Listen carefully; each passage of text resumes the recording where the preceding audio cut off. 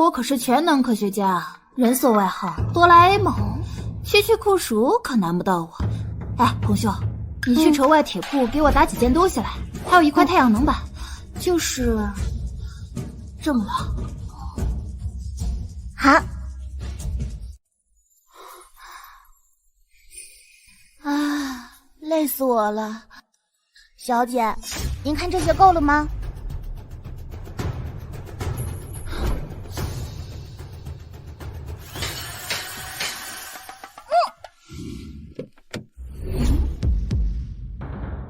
感受如何？小姐，你好厉害呀！就靠这个东西实现人生自由，冲上人生巅峰。小姐，这东西真的会有人买吗？跟着你家小姐一起喊，稳赚不赔。父老乡亲们都来看一看，咱们今天抄底大放喽！这里面是什么呀？神神秘秘的。就是。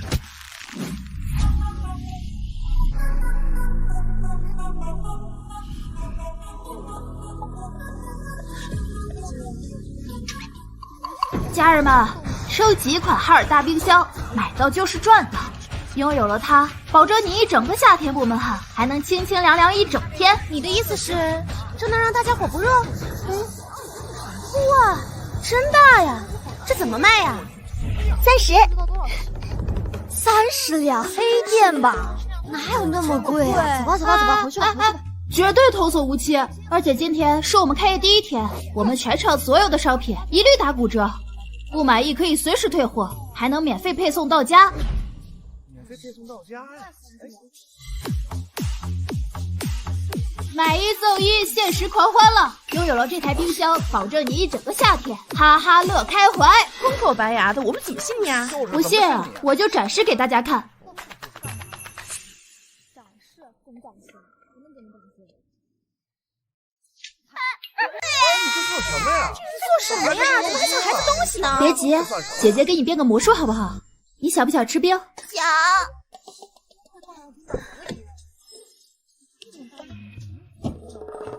大家别急，只需要3炷香的时间，这水就能结成冰。这天气这么热，怎么可能结冰？骗人的吧你！不信？那就让我们拭目以待。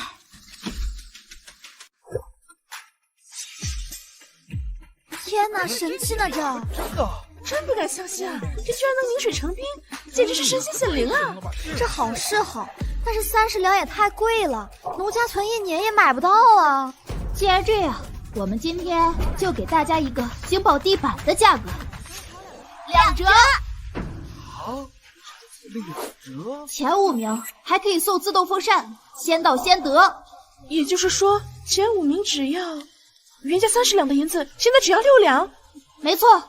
今天是我们的新品福利，限时发行，错过可要再等1年啊！这样吧，我看大家都这么热情，第1名可以减1两银子，第2名再减半两，以此类推，先到先得。我要！红秀，收银子。好嘞，先到先得。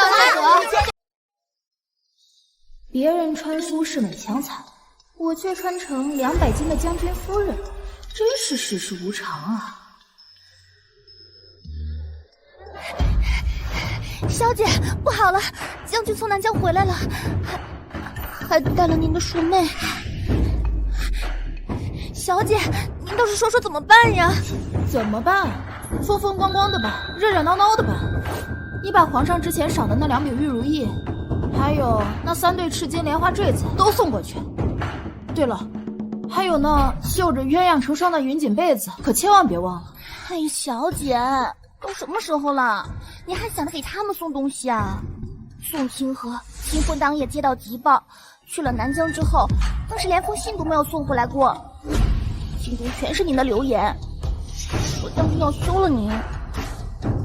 现在他还带了个女儿回来，这不是明摆着打您的脸吗？他终于要休妻了，太好了！在原书中，原主可是被那个渣男和绿茶都快气吐血了。我可不想折寿。小姐，您说什么呢？红秀怎么听不懂啊？您当初为了嫁给将军，可是费了心思的，还求了皇上赐婚的。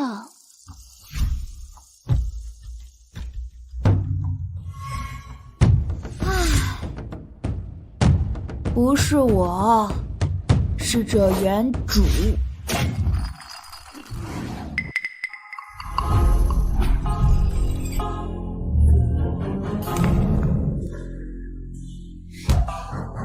我还准备看渣男追妻火葬场，女主把绿茶打得落花流水呢，结果女主竟然死了，烂尾，真是烂尾。糟了 ，AH6和 B6相容就会发生副作用。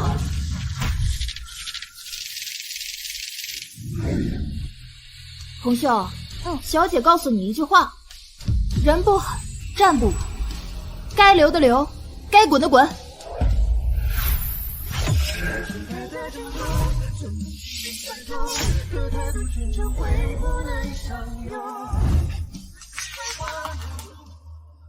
见过夫人。呀，这就是将军夫人，这也太棒了！这死肥婆，要不是她当年执意求皇上赐婚，将军岂会娶？这不是月儿妹妹吗？怎么和将军在一起呢？柳牧阳，月儿对我有救命之恩，她温柔善良，对我体贴备至，我已决定娶她为平妻。我和她两情相悦，你就算是有什么意见，也给我憋着。我怎么会反对呢？我和月儿妹妹这是亲上加亲，是好事啊。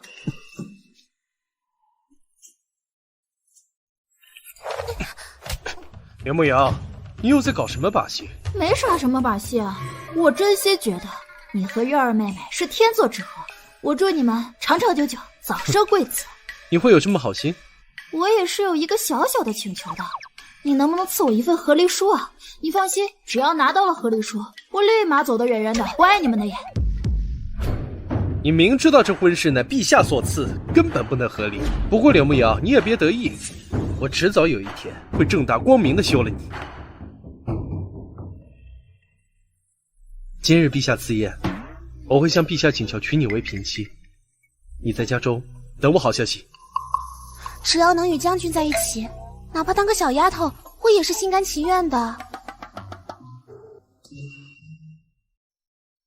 柳牧阳，随我一同去赴宴。我还没打扮呢。就你这模样，打不打扮有什么区别？罢了，给你半炷香。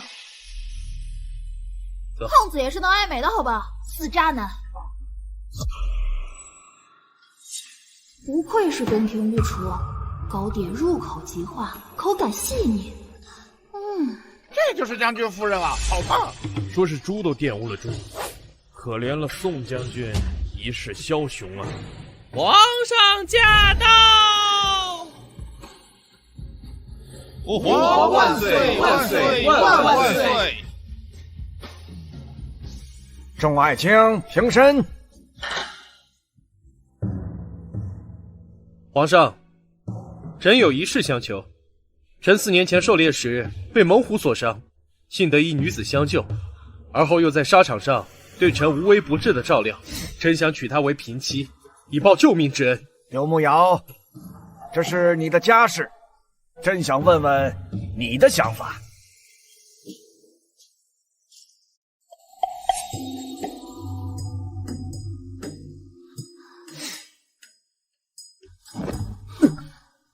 回皇上，那女子正是臣女的庶妹。臣女听闻此事，十分感动。她既与将军情投意合，臣女也不愿棒打鸳鸯，还请皇上准许我们和离。放肆！刘牧瑶，你当朕的旨意是什么？皇上恕罪。皇上，臣并无休妻之意，还请皇上明鉴。宋清河，你巴不得休了我，我这是在成全你。皇上面前休要胡言乱语，圣上的旨意，我又岂会当成儿戏？男人的嘴，骗人的鬼。皇上面前不想与你发生争执，你若是再胡搅蛮缠，就怪我不留情面。情面？你和我妹妹卿卿我我的时候讲过情面吗？你都给朕住口！柳氏，你当朕的皇宫是什么地方？还有你，一个丞相府庶女，竟然敢在朕的面前说什么平妻？皇上，我与月儿情投意合，更何况她还是我的救命恩人，我又怎能做一个忘恩负义的小人呢？你执意如此，那女子便封个妾室。平妻之事，休要再提。哼！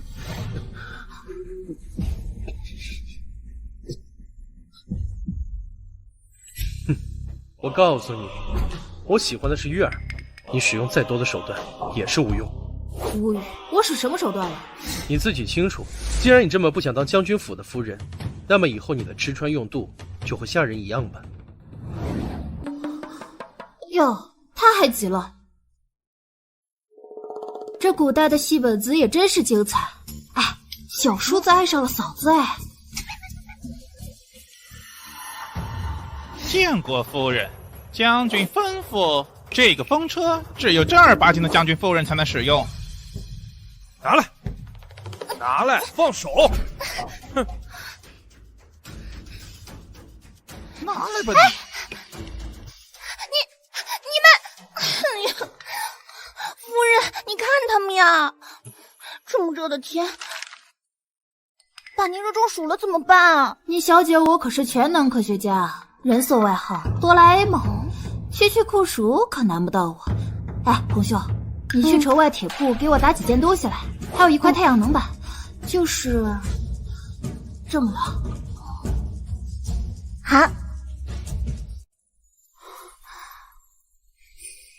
啊，累死我了。小姐，您看这些够了吗？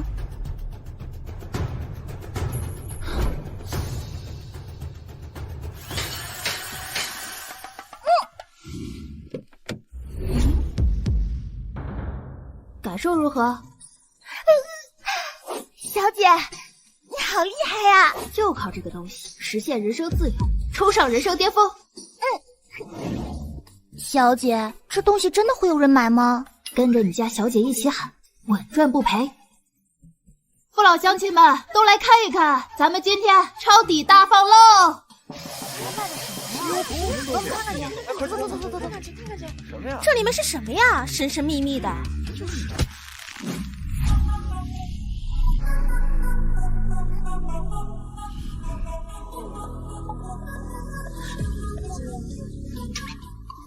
家人们，升级款哈尔大冰箱，买到就是赚到。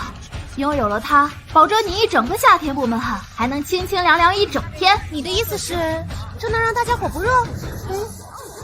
哇，真大呀！这怎么卖呀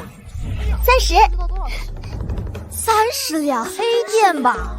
哪有那么贵啊？走吧走吧走吧，回去吧。绝对童叟无欺！而且今天是我们开业第1天，我们全场所有的商品一律打骨折，不满意可以随时退货，还能免费配送到家。免费配送到家呀？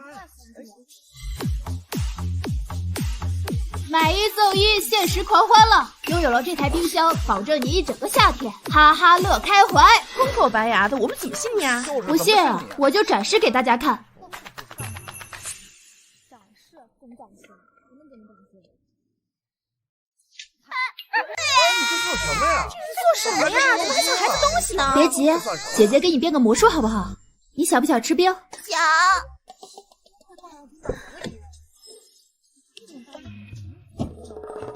大家别急，只需要3炷香的时间，这水就能结成冰。这天气这么热，怎么可能结冰？骗人的吧你！不信，那就让我们拭目以待。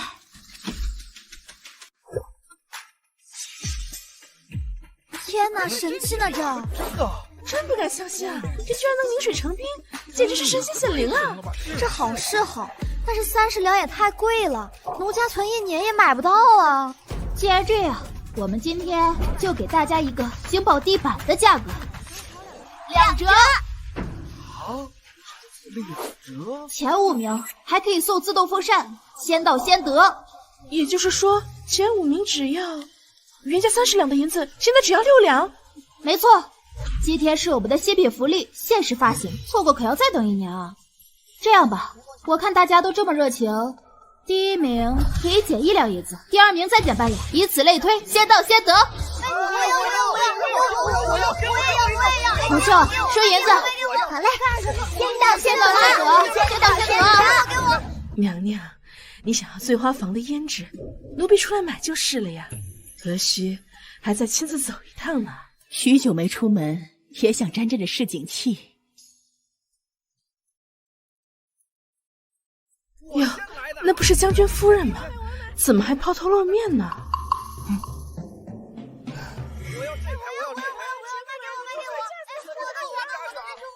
这位夫人请留步，请教一下，这是何神物啊？这是哈尔排冰箱，一个时辰就能出冰，简直是消暑利器。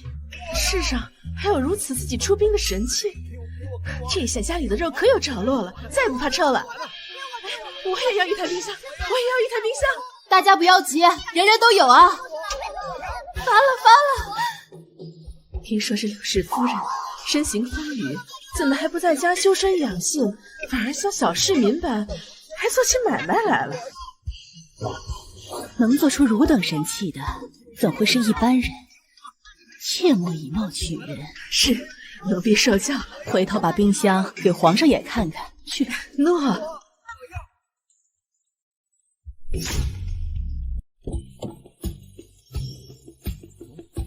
让我看看。怎样？臣妾没有骗您吧？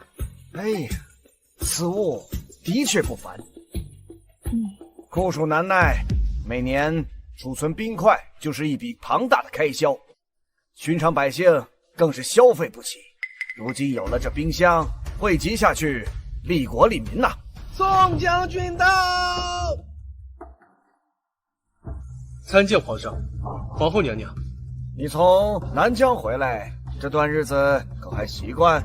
多谢皇上体恤，臣一切都好。何况皇上赏赐颇多，臣感激不尽。你我君臣就不必客气了。啊，对了，1个月以后是百花宴，到时候带上你的2位女眷过来让朕看看，特别是你那位夫人，朕一定要见见她。她发明的这冰箱值得嘉奖。是。将军怎去那肥婆的院子？哼，将军让他在府中好生待着，切莫出去丢人现眼。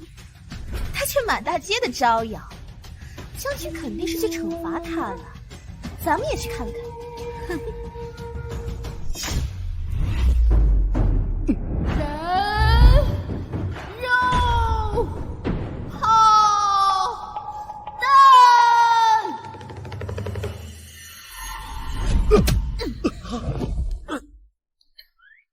任不瑶，将军，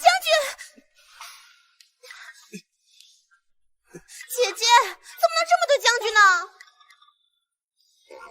哦，够了！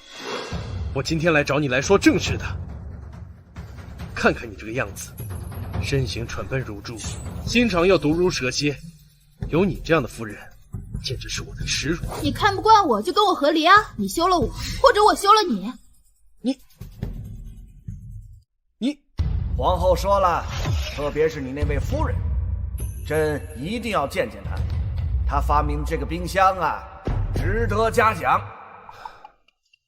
1个月后，宫中的百花宴，你随我一同赴宴，我就原谅你今天的放肆。不去。刘牧瑶，欲擒故纵也要有个限度，我劝你不要得寸进尺。你有病吧？谁对你欲擒故纵啊？图你眼下心毛，图你是非不分啊！你简直不要太过分！这就过分了，还有更狠的。皇兄，上痒药粉。好。月儿，你的脸。小姐，你好像毁容了。你对我做了什么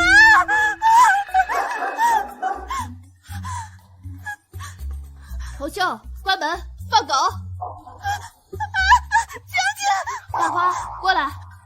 柳牧瑶，你眼里还有没有我这个将军？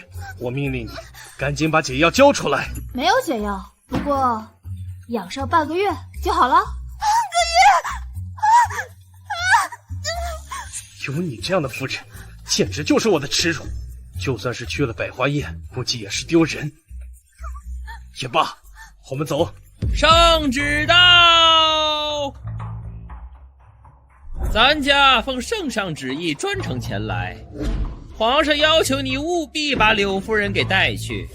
皇上对那冰箱制作技术极为感兴趣。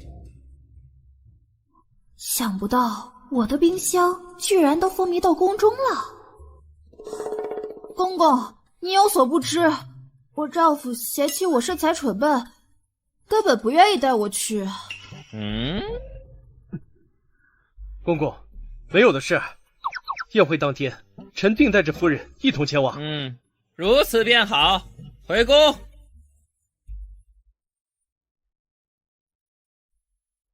宋千和，要我去也可以，有2个条件。说。第一，恢复我的分量；第二，再给我打一个赤金镶红宝石头冠。柳牧阳，你可知宝石价值几许？没有啊，那我就走了。等等，你要的我可以给，但是我警告你，若是得了东西，还给本将军丢人，我就让你尝尝本将军对付细作的手段。姐姐，我知道你心中一直记恨于我，所以才百般折腾，想要压我一头，甚至不惜让将军给你打造赤金宝石冠。可是姐姐，那边不是来破坏你们的，我是想要加入这个家。何必与他多费口舌？就凭他这个块头，再大的红宝石也没法让人看见。再乱说，小心我人肉炮弹把你从将军府顶到外面街上去。皇兄，我不走。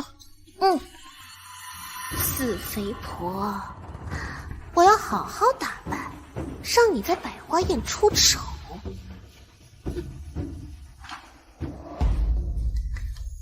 小姐，您不必把他人的话放在心里，奴婢觉得您一点也不难看。不行，我要减肥。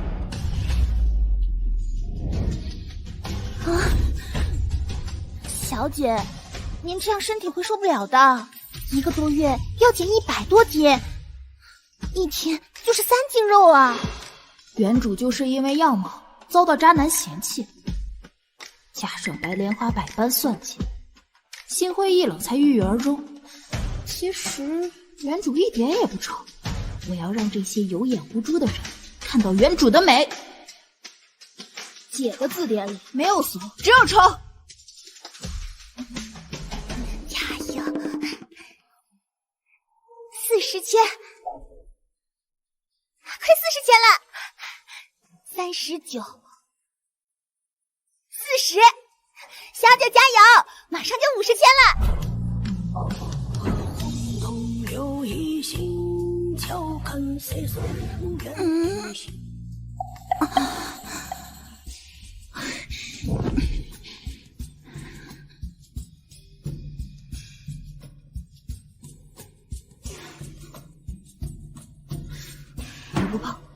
我不跑。啊，小姐，您这是在做什么？这叫做量子减肥法，靠1年让脂肪量子纠缠，减肥因子自动分解，我就能瘦下来了。我能瘦。哎呦，呵呵，加油！我命由我不由天，天若不服，老娘就斗到底。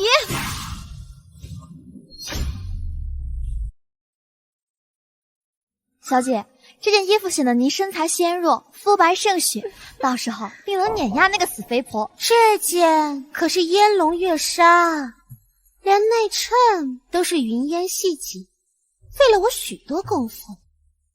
将军最近可有去那蠢妇的院子？没有，将军一次都没去过，定是厌极了他。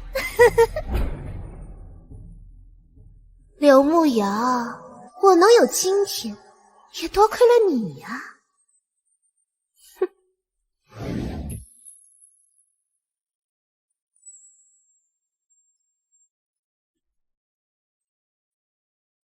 我的眼睛看不见了。公子不必担心，你的眼睛并无大碍，过几日便能恢复。多谢姑娘，不知姑娘芳名，救命之恩无以为报。本将我尚未娶妻，不知是否有幸娶姑娘为妻，用余生以作报答。公子相貌堂堂，小女子不敢高攀。姑娘，在下姓宋，名清河，我不是以貌取人之人。姑娘品行高洁，若是娶了姑娘为妻，我一定好好的爱你护你，此生不渝，还请姑娘成全。这是我的传家宝，还请姑娘收下。柳梦瑶这个贱人，还真是好运。床上这个人可是大夏的上将军。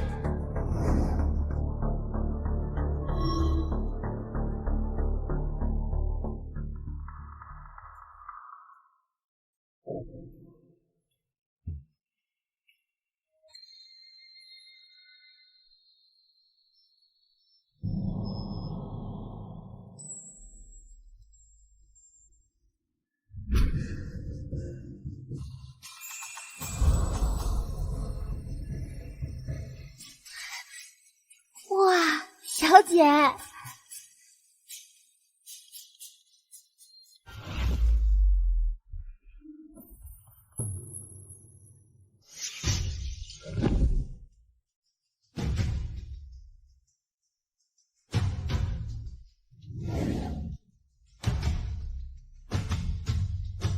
柳梦瑶怎么没来？你去看看。哎，将军，今日宴会都是朝中大臣和他们的女眷，姐姐一定是自觉自己体态风云不忍见人，也想好好打扮一番吧。平时吃饭跟饿死鬼一般，现在知道羞了，真是丢人。也罢，我们先走。真武，你去催催他，若是他敢迟到，我绝不会饶了他。是。死肥猪，等着在宴会上丢人吧！哼。皇上万岁万岁万万岁！皇后千岁千岁千岁！平身，谢皇上。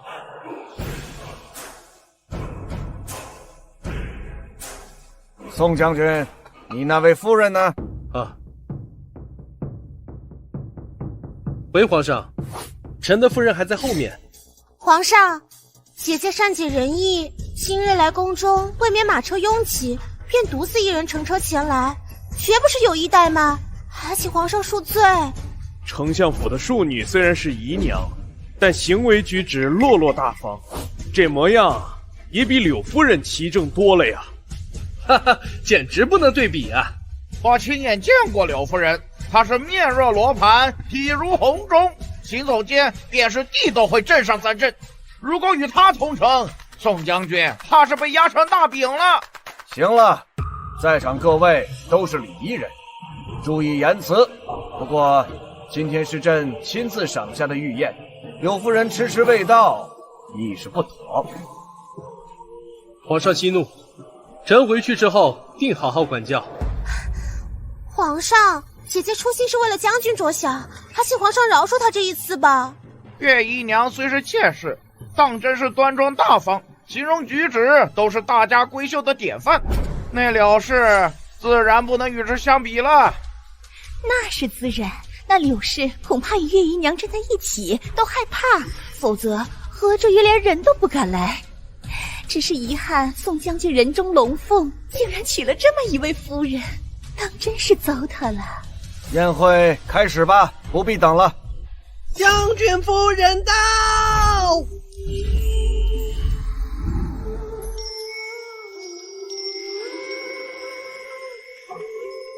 天哪，这居然是柳夫人！这女子身材曼妙，比奴家还瘦上3分，怎么可能是柳氏那个肥婆？眉目如画，气质亦是飘然若仙呐！臣女柳慕瑶参见皇上、皇后娘娘。不可能，你绝对不会是柳慕瑶。皇上皇后面前，你也敢放肆吗？居然是个冒牌货，真是岂有此理！今天是皇上亲自举办的百花宴会，居然敢欺上瞒下，简直是视朝廷礼法为无物。皇上如此戏耍您和文武百官，实在嚣张，还请皇上治罪，以儆效尤。这眉眼竟似曾相识。摘下面纱。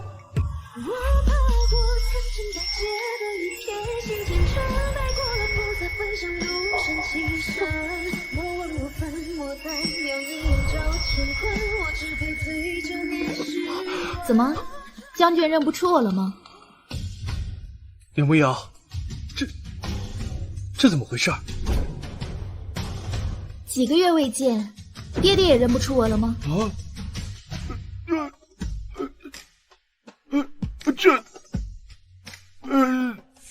这眉眼当真是你，慕瑶。想不到柳夫人竟有如此倾国倾城之貌，当真是令人艳羡。北方有佳人，遗世而独立。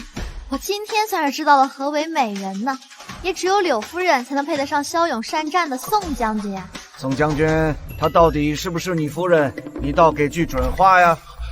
回皇上，确实是臣的夫人。皇上、皇后娘娘，臣女之前确实体态臃肿，遭受诸多冷眼，故而发愤轻生，才有如此变化。柳夫人确实与之前判若两人，可见心性之坚毅。宋将军得妻如此，夫复何求啊？皇上所言极是。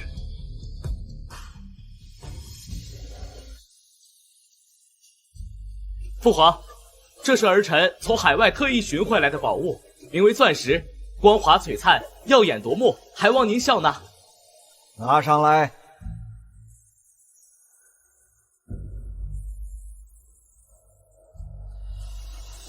不错，确实难得。靖王有心了，收入库中。臣有一物献给皇后娘娘，您福泽万民，母仪天下。这是臣在域外获得的狐皮大氅，名贵异常，祝皇后娘娘青春永驻，福寿延绵。好，这件礼物本宫喜欢。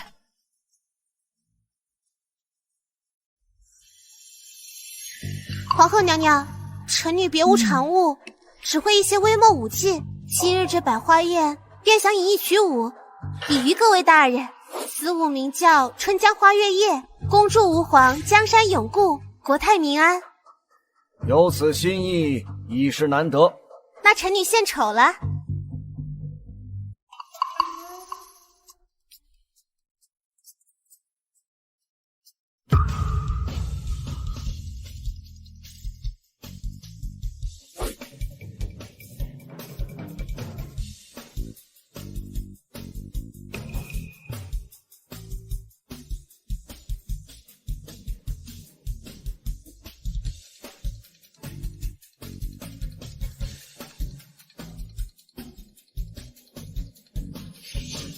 月姨娘果真是才女，琴棋书画样样精通，就连舞姿都如此出尘脱俗。我看啊，一旁的柳夫人都被比下去了。没见识的古人，臣女一点拙技，让娘娘见笑了。此舞真是曼妙动人，就连宫中的舞姬亦是不如。月姨娘谦虚了。皇上，臣女的舞姿只是尚可。想当年，武师一同教导我与姐姐，就说过姐姐的舞姿可让百花失色，更是胜过我100倍。啊！柳夫人竟有如此绝技，原主10多年没跳过舞了，这个白莲花又开始施展茶艺了。柳夫人尽可一舞，朕重重有赏。皇上，皇后娘娘，夫人恐怕不能。堂堂正妻，竟然比不过一个姨娘，当真是笑话。依我看啊，变漂亮了，依旧是个花瓶，难登大雅之堂啊。现在笑得有多欢，待会儿哭的就有多惨。皇上，请容臣女准备片刻。行，准了。即便是瘦了，我依旧能让你出丑。哼！小姐，待会儿看我眼神配合行事，你家小姐我要惊艳全场。放心吧，小姐，保证完成任务。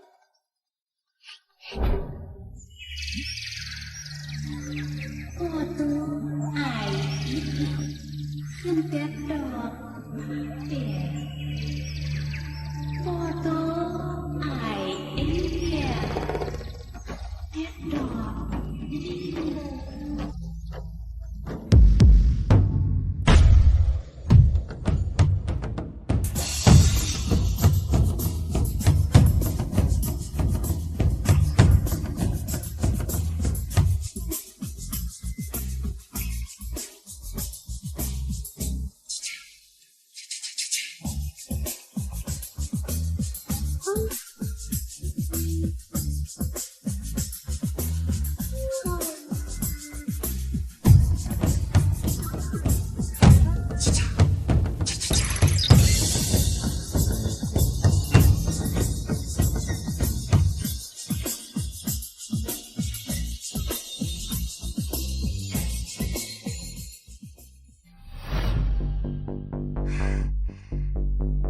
便摇几下就是舞蹈了，只嫌你未免也太敷衍了吧。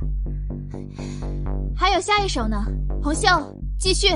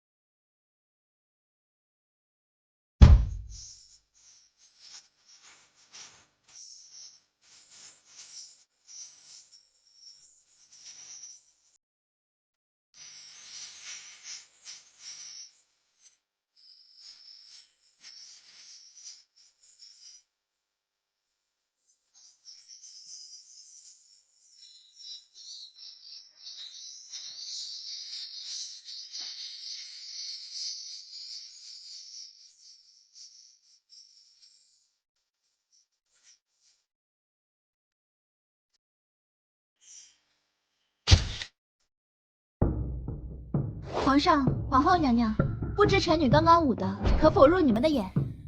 本宫从未见过如此新奇的舞姿和曲儿，实在是有趣。柳夫人果真才艺出众。夫人不仅美若天仙，才情也甚是出众，与宋将军真是天作之合呀！啊！皇上、皇后娘娘，这还只是前菜，臣女还有更厉害的没有表演呢。接下来给大家表演一个失传已久的悬浮术。大家请看。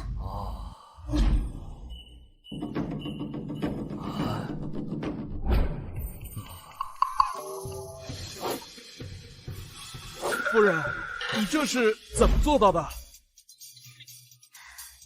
这种把戏我儿时就见过，不过是在上面绑了细若发丝的绳线而已。妹妹若是不信，不如自己上前一探究竟。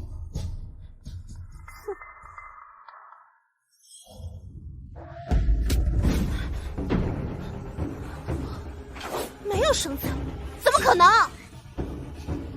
磁悬浮可不是什么戏法，这是伟大的物理原理。妹妹若是不相信，那我就让你亲自体验一下。飞起来了！绳子飞上去了，这是什么做到的？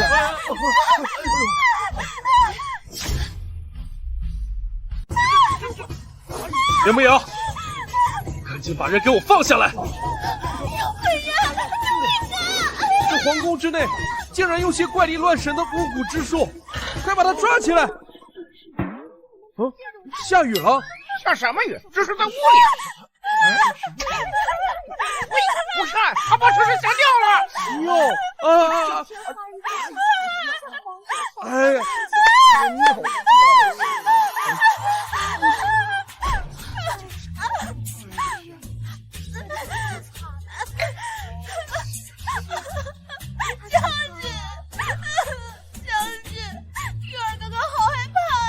月儿，你没事吧？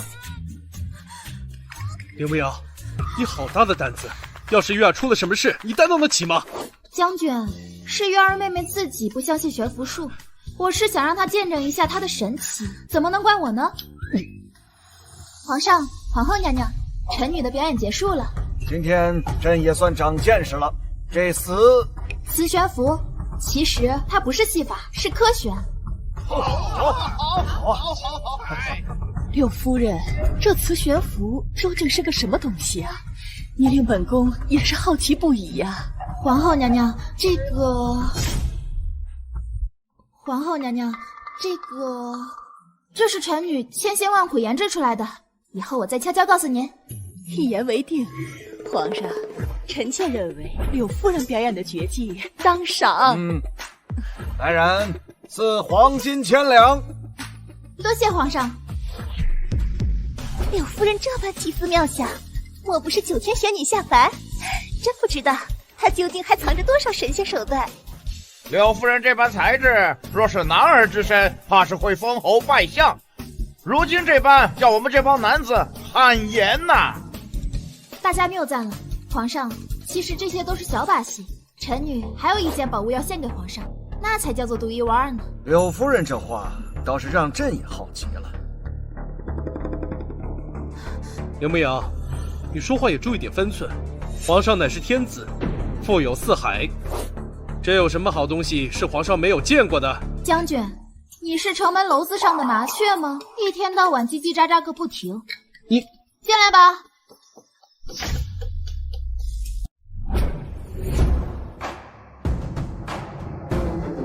这不是我大夏的舆图吗？这非我大夏舆图，山河形胜，多有妙处啊！大胆！此图竟然修改了大夏版籍，分明是把乌尔茨划入了我国境内。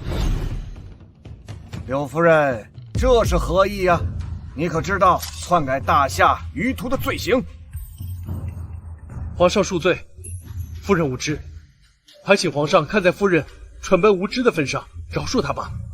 姐姐，私自篡改舆图可是掉脑袋的大罪，你不想活也别连累了将军啊！皇上，臣女并非存心篡改，而是昨晚仙人托梦告诉我，臣女才这样做的。姐姐，你是在说笑吗？你以为我们会相信吗？皇上，皇后娘娘，夫人她是说笑的，还请恕罪。哎，你们先听我说完。皇上，皇后娘娘，臣女并非存心篡改，臣女在地图中加入了乌尔斯，是因为仙人昨日托梦告诉我，以后乌尔斯会归属我大夏。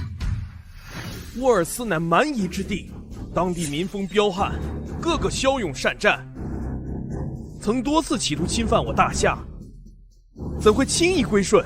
就是，柳夫人，你可不要仗着自己一点小聪明就妄议国事。姐姐，皇上皇后面前岂容你妖言惑众？你妄改舆图，这可是动摇国本的大罪。论罪，当诛啊！柳夫人，朕观你言行一向聪慧，就给你一次辩解的机会。皇上，在辩驳之前，可否允许我问一句话？啊，说。皇上可曾见过臣女研制的冰箱？皇后宫中就有一台，可凝水成冰，当真是神器。不过，这与你篡改大夏地图有何关联？皇上有所不知，其实冰箱这门技术名为冷凝技术。其实它不仅可以凝水成冰，也可以保鲜食物，提高后勤保障。用来镇痛的麻沸散，并不会因为高温而失效，也可以减轻我大夏将士10死9伤的惨状。也可以把冰用在我大夏的武器上，用来制作马蹄兵甲。虽不能直接上战场杀敌，但也可以大大的提高整个军队的战斗力。皇上，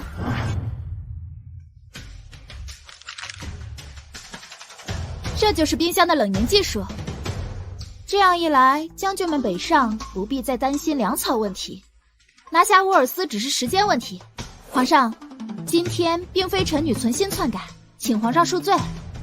如此说来，柳夫人所为不但无罪，反而有功。等宴会散了之后，朕一定要与柳夫人详谈。多谢皇上，臣女遵旨。此举利在千秋，柳夫人当真奇女子也。柳夫人这手段，怕是让满朝文武坐不住呀。当是我朝女诸葛呀。相比之下，月姨娘那点区区武技，当真是难登大雅之堂。柳慕瑶，等着，定要让你颜面扫地！不好了，不好了！慢点说。皇后娘娘，公主头疾要犯了，现在疼痛难忍，河宫太医都束手无策呀。臣妾想先行离去，去看看公主。朕随你同去。皇上，皇后娘娘，臣女曾学过针灸之术，可缓解头痛，可否去看看？跟上吧，还有柳夫人，一起来吧。是。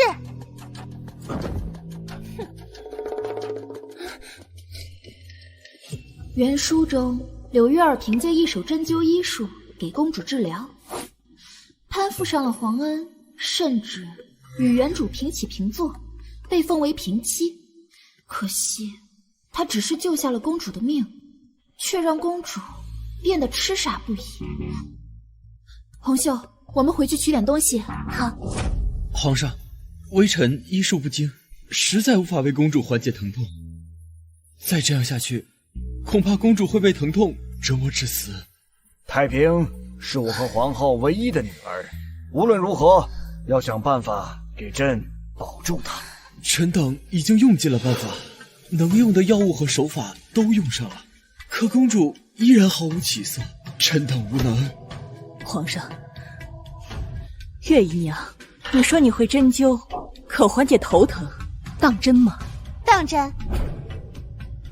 月儿，此事事关公主性命，你可不要夸大其词。我问你，你当真有把握治好？将军，我娘亲就是医女，我曾和她学过针灸之术。皇后娘娘，臣女一定不辜负您的信任，争取缓解公主的病症。那就试试吧。是。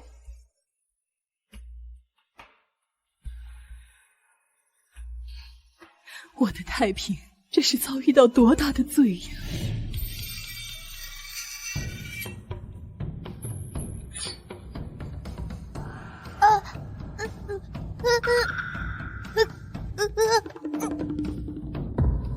太平，怎么突然没有声音了呢？皇后娘娘，臣女是用针直刺病灶，因而见效得快。看来月姨娘的确医术不凡。还好人没死。不管了，只要我能上位，他吃了傻了，又与我何干？太平刚才还疼痛不止，现在怎么一点动静都没了？皇上，快让柳月儿住手！用这种办法施针，公主虽然能保住性命，恐怕醒来便是痴傻之人了。夫人慎言，本宫的女儿，岂是你能诅咒的？天不阳，月儿正在给公主治病，你却在这里诋毁她，你到底安的什么心？眼瞎心吗？原主怎么会找了你这种人？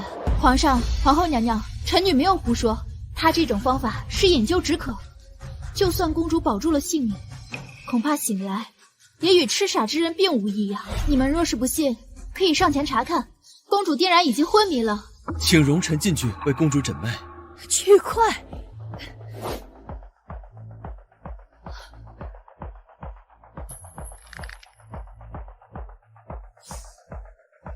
公主如何了？公主神志全无，晕厥昏聩，而月姨娘用针迅猛。臣从医30载，从未见过如此针法。公主本就体弱，恐怕到时候保住了性命，却也精神失常。快，把她给我抓走！本宫的女儿若是成了傻子，本宫让她赔命！快点！敢问大人，公主这头疾患了多久？快有半年了，近2个月发作越发频繁，发作时疼痛难忍，甚至会双目昏暗，难以见人。这是现在的脑瘤啊！难怪寻常针灸、吃药都是无用。皇上、皇后娘娘，公主这是脑中生了恶物，要想救治，臣女有一个办法，只不过有些冒险。说，快说！开颅，破开脑袋，取出恶物。住口！这法子当真是骇人听闻。你们之前可用此法救过人？臣自医书典籍上也只见过华神医用过此法，至于微臣学艺不精，不敢善用此法。荒谬！就连30年的御医都不敢承诺用此法给公主开颅治疗。柳夫人，你竟敢口出狂言！公主危在旦夕，你休要胡言乱语。我看还是让月儿进去保守治疗比较好。就是因为公主危在旦夕，臣女才不愿意浪费时间。若是有太医从旁协助，臣女有80%的把握。若是就此放弃，让月姨娘救治，恐怕从此大夏国就只有一个痴傻的公主。父皇，母后，儿臣想赌一把。皇上，臣妾实在是不愿意看到从此太平做一个不通人事的傻子。柳夫人，朕准许你给公主治病，快！禀皇上，我已吩咐红袖熏了艾草，还请皇上皇后娘娘移驾。柳夫人，本宫只有太平这么一个公主，如珍如宝，此次医治容不得半点差池，你可知晓？臣女遵旨。皇后娘娘请放心，若是公主有半点差池，臣女愿意接受一切惩罚。是吧？下去吧。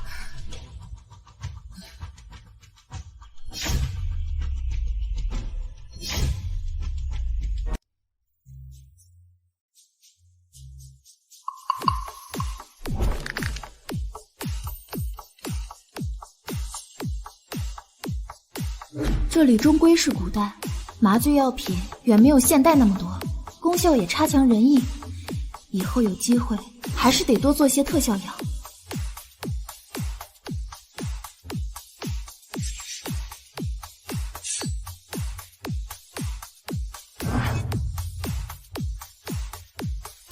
柳夫人，你这一刀下去，公主还有命吗？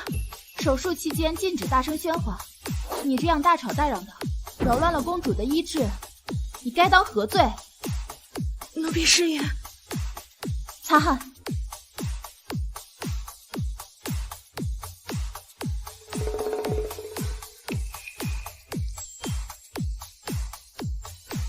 公主，你身边有这么多疼爱你的人，你一定会平安的。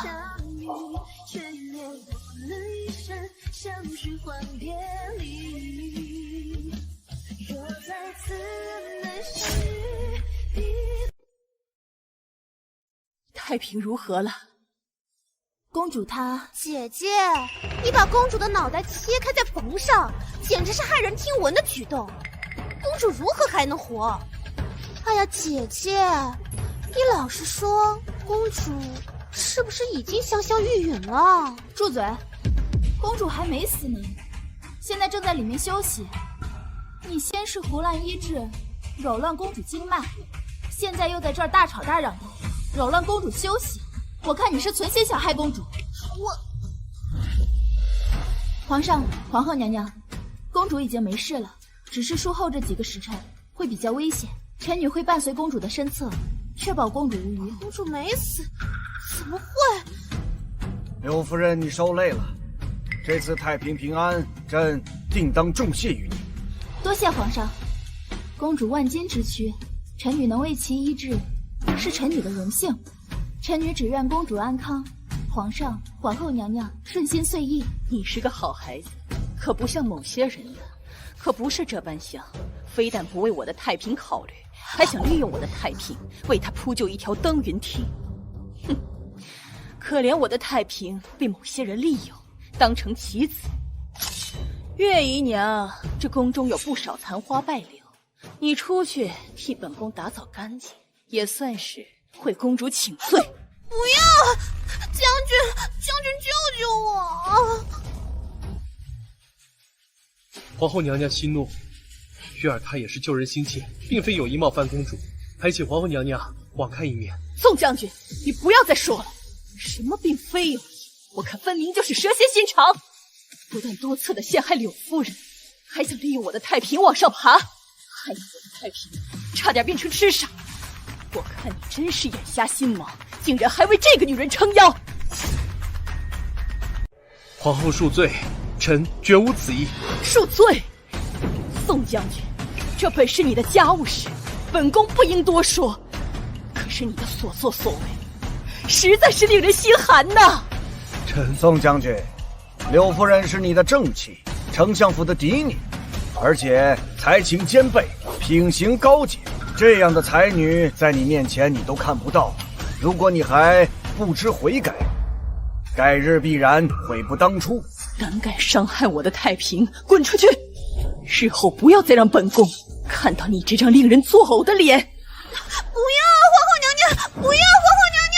皇后娘娘！不要啊，皇后娘娘！臣先行告退。对付这种白莲花和渣男，还得是皇后娘娘出手啊！娘娘，我带你去看看太平公主。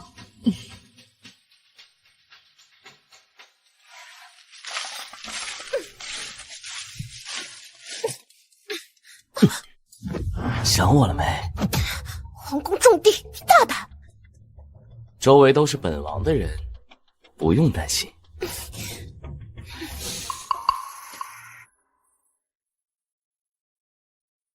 怎么？以前对本王那般殷勤，现在倒是装起贞洁烈女了？靖王，您既然嫌弃我是庶女，我也不敢再缠着您了，以免坏了靖王殿下的清誉。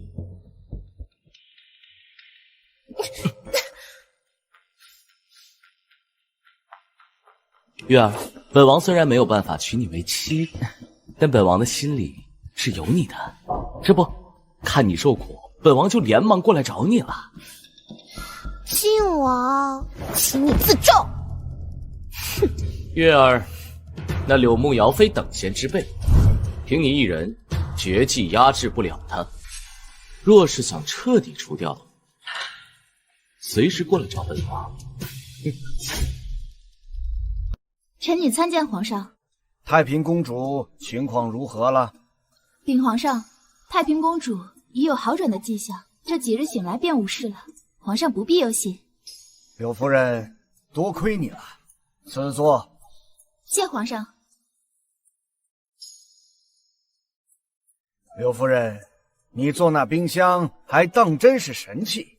朕这次过来是有些想法，想与你商讨一番。皇上请说，臣女必定知无不言。大暑将至，家家户户都受食物腐败之苦，你这冰箱在这方面还真是大大减轻了百姓的负担，真是一件利国利民的大事。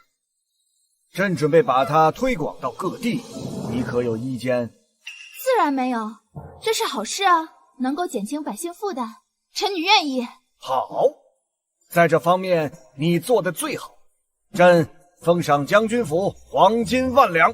等等，把钱送给府里，不就送给那个死渣男和白莲花了？皇上，如果你真心想赏赐臣女的话，能不能答应臣女一个请求啊？什么请求？和离不答应的话，我还是先把要求攒着吧，以防万一。皇上，我还没有想好，能不能日后再提？啊，您放心，我不会提让您为难的要求的。也好，臣女现在就将制作冷凝技术的关窍一起给您。好。皇后娘娘，皇后娘娘，公主身体有恙，正在发热，说胡话呢。啊，什么？太平，太平！参见皇后娘娘。柳夫人，太平为何突然高热不退呢？皇后娘娘不必忧心，太医已经来诊治过了，公主并无大碍，这是正常的术后反应。我解释一下，就是因为公主做了手术，脑部组织暴露在外面，所以才会引起发烧，稍后便可以缓解。在我们那个老家呀，这是正常的现象啊。臣女有办法可以替公主缓解。啊，本宫允了，那就赶快治疗吧。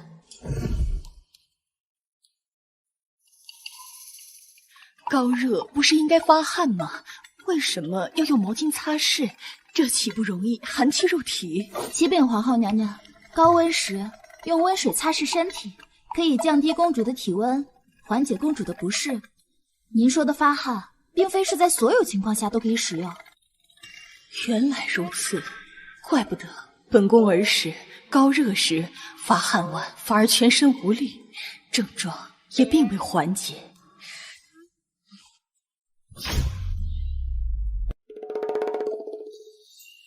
公主，母后，太平，你这次生病，让母后救了心，你现在的身体还好吗？头还疼吗？母亲不必担忧，儿臣感觉比之前好多了。太平，这个就是宋将军的妻子柳氏。这次你生病，就是她救了你，没有她的话，你这次恐怕是命悬一线。感谢柳夫人。多谢柳夫人救命之恩。不用客气的，我们女孩子就应该互相帮助嘛。您倒是比太医院的那些老头子很有意思。皇后娘娘，公主这几天要好生休养，我已经命人备了参汤，还有一份术后大礼包。这些都是什么呀？这个是止痛药，就类似于咱们的吗啡散。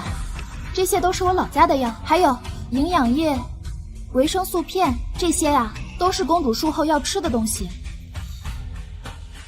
这一天吃多少呢？我来教你。柳夫人是你的正妻，丞相府的嫡女，而且才情兼备，品行高洁，这样的才女在你面前你都看不到。如果你还不知悔改，改日必然悔不当初。将军，你过来做什么？昨夜打扫了一夜，不是让你去卧房休息吗？将军，月儿只想问你，你相信月儿吗？我只是想救公主，没想到他们都误解了月儿。皇后娘娘甚至不允许我再出现在她身边，却是……好了，日后有机会，我在皇后面前解释解释。将军，妾身的确是庶女出身，但是幸福是姐姐就不喜欢月儿，月儿都知道。但是月儿这些都不在乎，只要将军心里有月儿，我心里自然有你了。在昨日宴会上，我本想趁着皇上兴致好时，提起平妻一事，奈何你一直想要柳慕瑶出丑，反而让她出尽了风头，而且还阴差阳错的得罪了皇后娘娘。我现在也是进退两难啊。将军，我没有。柳慕瑶，要么说话，要么闭嘴，我没工夫和你猜谜。本将军问你，公主怎么样了？被你身边这位整得够呛，差一点就死了。还有，你们两个卿卿我我，能不能回房间去啊？不知道的还以为整个将军府种满了春药呢。都怪柳慕瑶这个贱人，要不然我怎么会落到这个地步？小姐，您消消气，那个肥婆最近简直换了个魂似的，将军好似也变了。绝不允许这种事情发生。柳慕瑶，绝不让你得意太久的。彩月，给我去药房取些东西回来。是。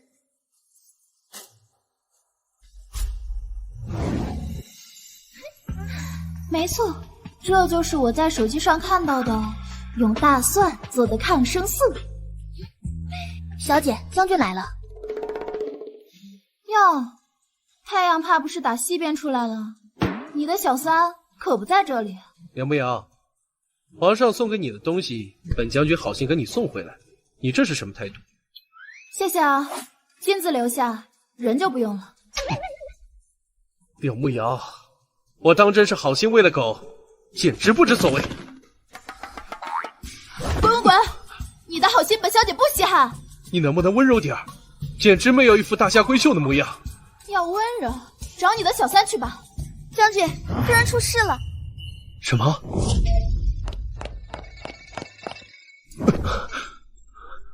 月儿，怎么会这样？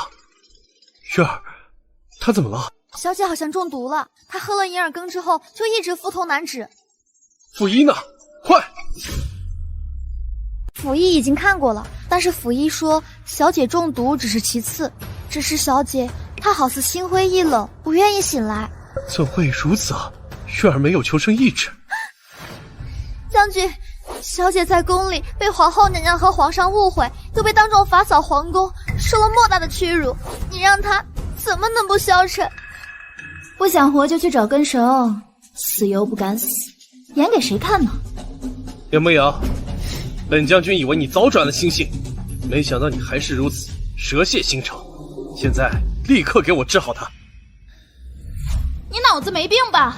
让我给他治病？你算了，上天有好生之德，这次我就做一回菩萨。红袖，我们走。好。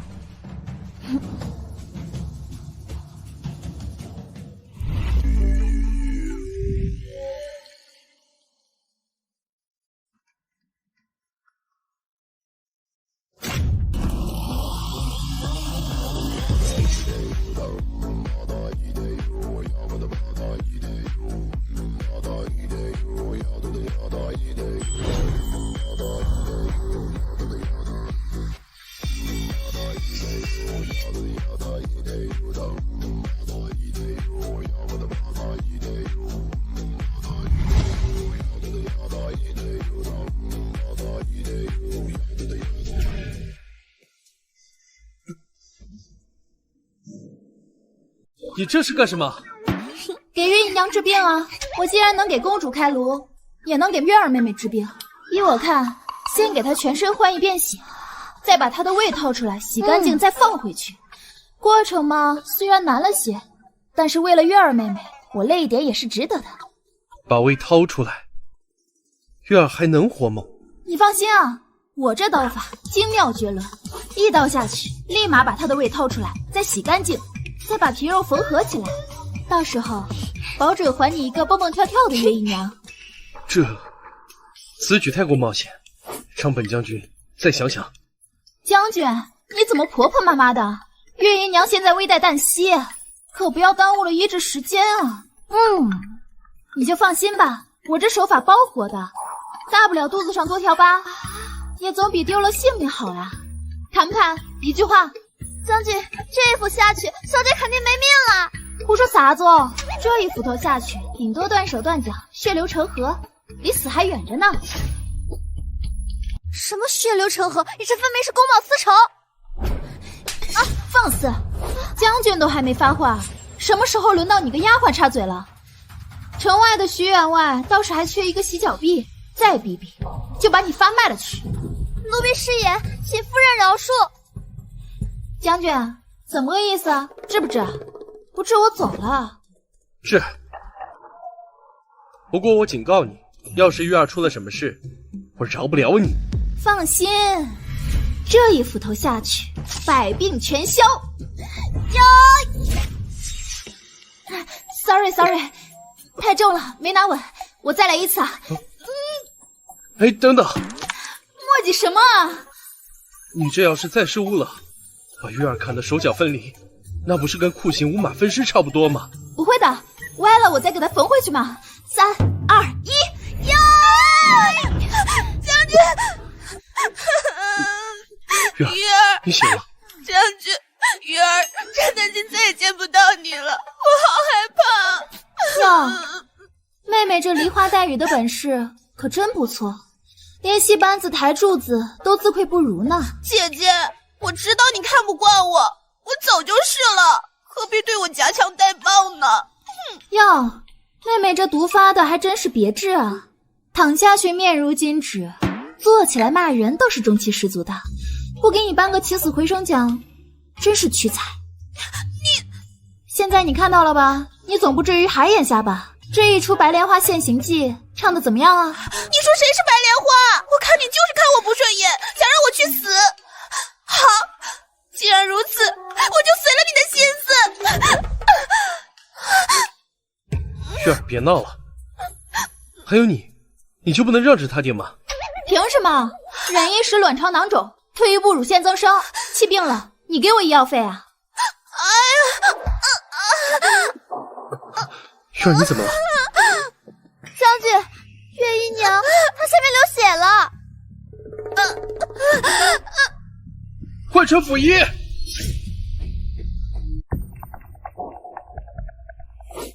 辅医，月儿怎么样？回将军，月姨娘这次有喜了，刚才只是些许紧张，险些滑胎。此话当真？你可一定要保住这个孩子。这是自然。老朽待会儿开2副方子，只是这月姨娘身子比较虚弱，日后万万不可再受到任何刺激了。将军，小姐怀的可是您的骨肉啊！这段时间是我疏忽月儿，这不能怪您，将军。这段时间，小姐与夫人在一起，每次心情都很不顺利，万万没想到是有喜了。这要是小姐继续与夫人一起住着，恐怕肚子里的孩子会……大绿茶教出个小绿茶，不知道的还以为咱们将军府改成戏班子了。红袖，明儿个就把将军府的牌匾换成戏楼子，让他们演个够。看我干什么？不就是想让我走吗？老娘早就不想待了。文瑶，我在城外有个宅子，你暂且去住几天，等月儿的胎相稳定之后，我再接你回来。可以啊，不过不用你接我回来。红袖，咱们走。好嘞，小姐。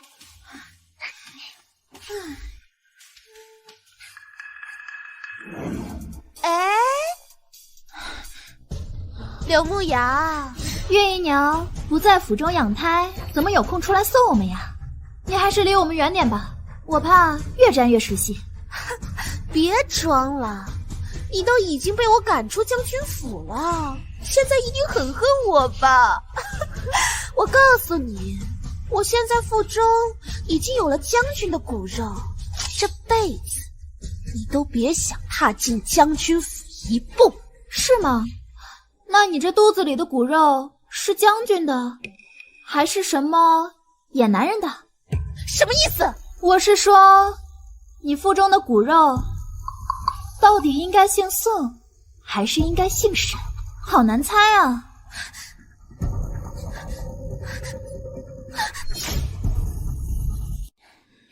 小姐，我们怎么能直接走呢？我这是成全那对狗男女。自从我穿书过来，我老是感觉这具身体里有一股怨气，搅得我寝食难安。定是原主想要我帮他出气。原书中明明是柳慕瑶救了身受重伤的宋清河，可惜被女配柳月儿取而代之。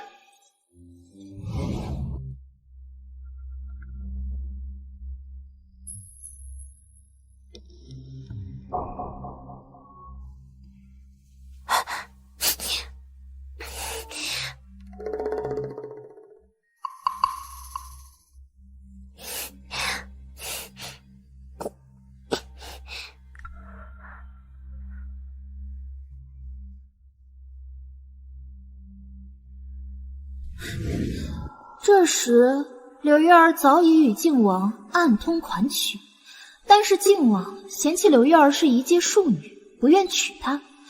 柳月儿恼恨之际，刚好遇上送上门的宋清河，便偷走玉镯，顺理成章顶替了原主。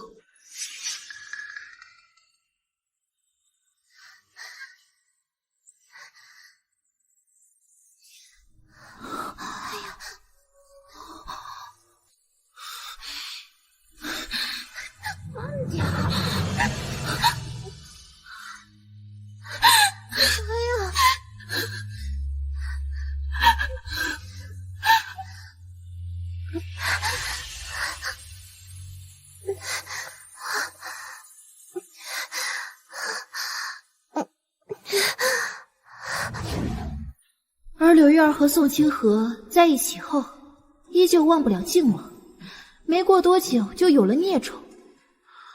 柳月儿只能让这个孽种姓宋，当真是世事无常。唉，柳慕瑶啊柳慕瑶，我真是替你感到不值。在原书里，好歹也是丞相府的千金，却为了个男人郁郁而终。而这宋清河自诩什么大将军，却也眼瞎心盲，偏偏信错白莲花，还将孩子视为己出。宋清河，你要是想戴这顶绿帽子，那那你就好好待着，千万别摘下来。红袖，我们走。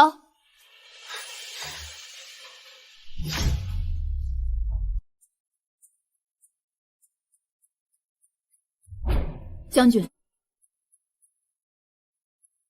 那座宅子在城外郊区，人迹罕至，野兽横行。他和他身边的丫鬟都是弱女子，你去暗中保护他们。将军，您如果不放心夫人，不如将她留在将军府就是了，何必把人送过去？月儿和慕瑶两人针锋相对，水火不容。月儿现在更是有了我的骨肉。为了防止他为了对付慕瑶，用腹中的孩子做出什么糊涂事儿，如今之计，还是让慕瑶去避一避吧。那夫人岂不是受了委屈？月儿对我有救命之恩，我曾发誓要护她周全，即便她有再多不是，我都能看在往昔容忍她。只盼她莫要一错再错。是。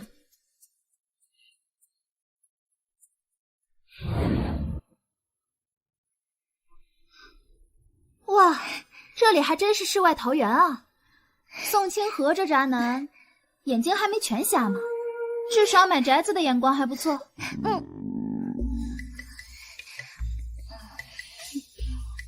饿了吧？小姐，我去给你弄点吃的来，你等我。哎，等等，小姐，这地方太偏僻了，奴婢不放心你一个人去。放心，我有秘密武器。给我追！他身受重伤，绝对跑不远。我们分头追捕，走！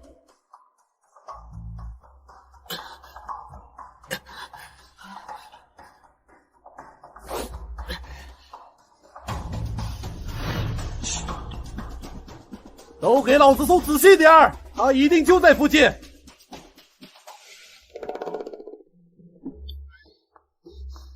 玉皇大帝三千老爷，拜托让我抓只小鸡饱饱腹吧。好像是只大飞机，哪里跑？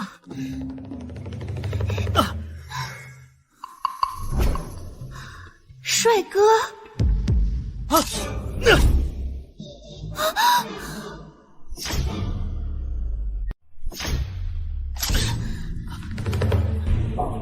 那你这是在干嘛？帅哥，你能不能告诉我这是什么情况啊？怎么会有外族人啊？住口！马上走！还想逃？我要为我的兄弟报仇！今日我要他们有去无回！怎么办？几个沃尔斯杀了就行，我在这里断后。喂，都什么时候了？你能不能别逞强啊？我来。怎么，你练过武？没有。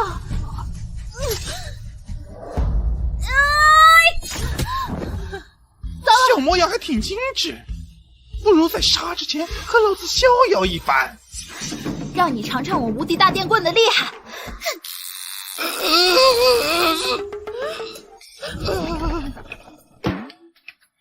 敢调戏本姑娘，让你地府逍遥！愣什么？走啊！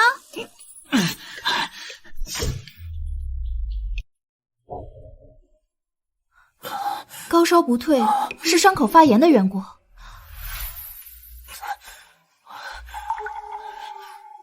便宜你了。小姐，您不是说这抗生素还没实验过吗？喏，这不就是现成的小白鼠吗？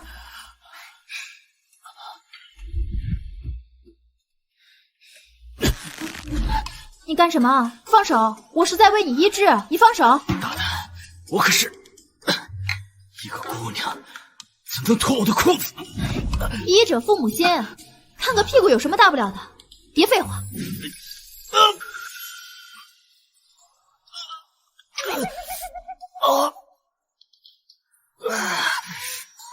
这抗生素果然有效，你的伤口我已经帮你消过毒了，仔细养几天就能动弹了。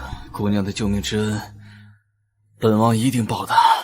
不用不用，我这个人向来不图回报的，你只要照顾好自己就行了。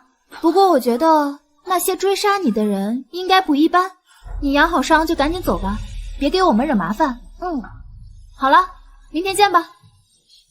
他们不是什么隐居在山中的神医，各种救人的手段，我在宫中居然都未曾见过。王爷恕罪，属下来迟了，还请您降罪。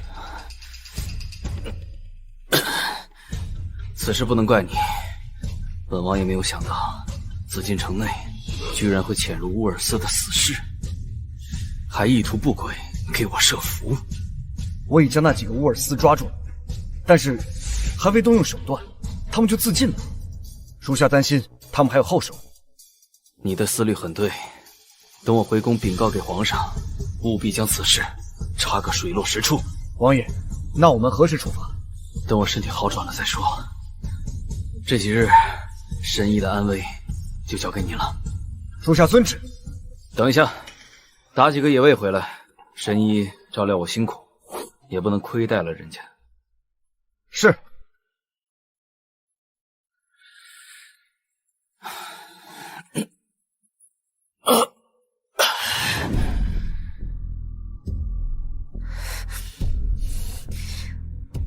我是说，你腹中的骨肉到底应该姓宋呢，还是姓沈？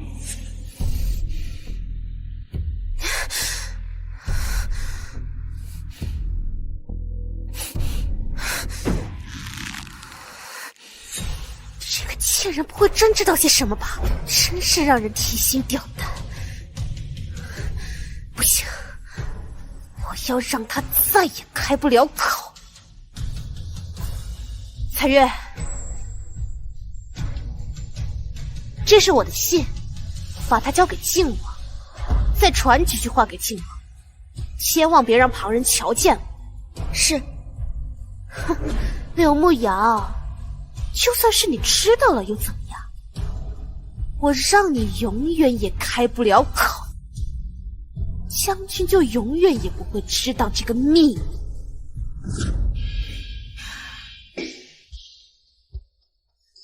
小姐，您又在研究什么新奇玩意儿呢？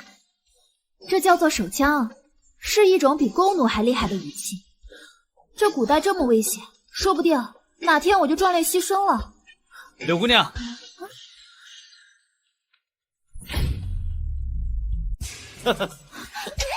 你竟然打了只大飞机！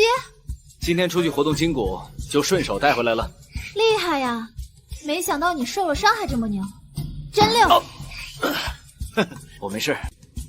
那我们今天改善伙食，就吃鸡公煲。还有绿豆。还有绿豆，太好了！今儿个我就让你们尝个新鲜玩意儿，保证你们都没喝过。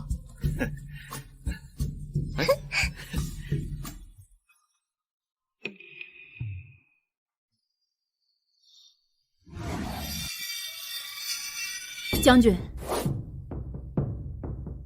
夫人过得怎么样？是不是吵吵嚷嚷要回来？将军，夫人她救了一个异常俊美的男子，现在在庄子上，好似十分开心，并没有要回来的迹象。当真不把本将军放在眼里！备马。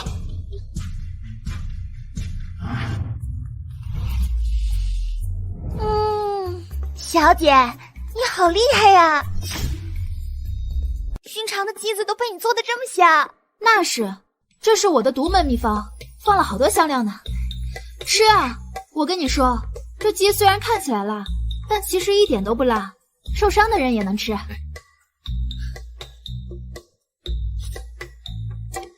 怎么样？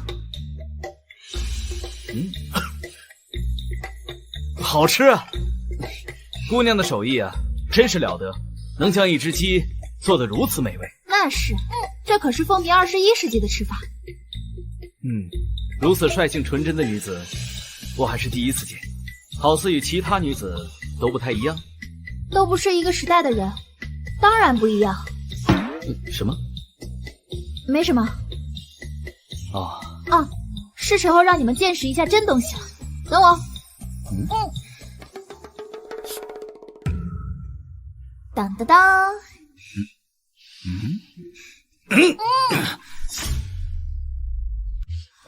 此物名为豆汁。小姐，这东西都馊了，能好喝吗？这东西它就是闻起来馊，其实不是，是它独特的芳香。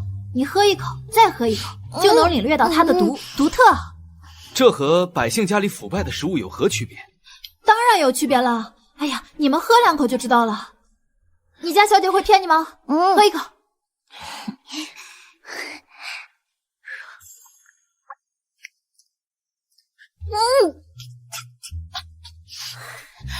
小姐，这东西奴婢真的喝不下去。看来你与这宝贝无缘了。要不你喝一口？男子汉大丈夫，要勇于尝试。柳姑娘，本王突然想到啊，今天早上在晨练的时候，忘了一个玉佩在树林里面，我得赶紧去找。哎，你别忘了，你还没有报恩呢。喝了它，我们就两清了。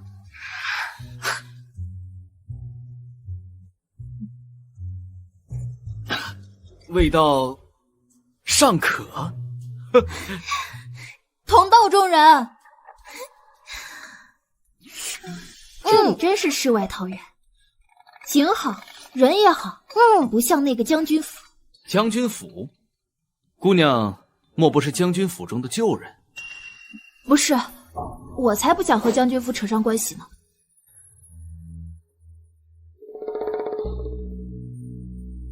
你怎么不喝了？哎，我跟你说啊，这东西啊，你一定要多喝2口，多喝2口就上瘾了。来，放肆！大庭广众之下，你们要干什么？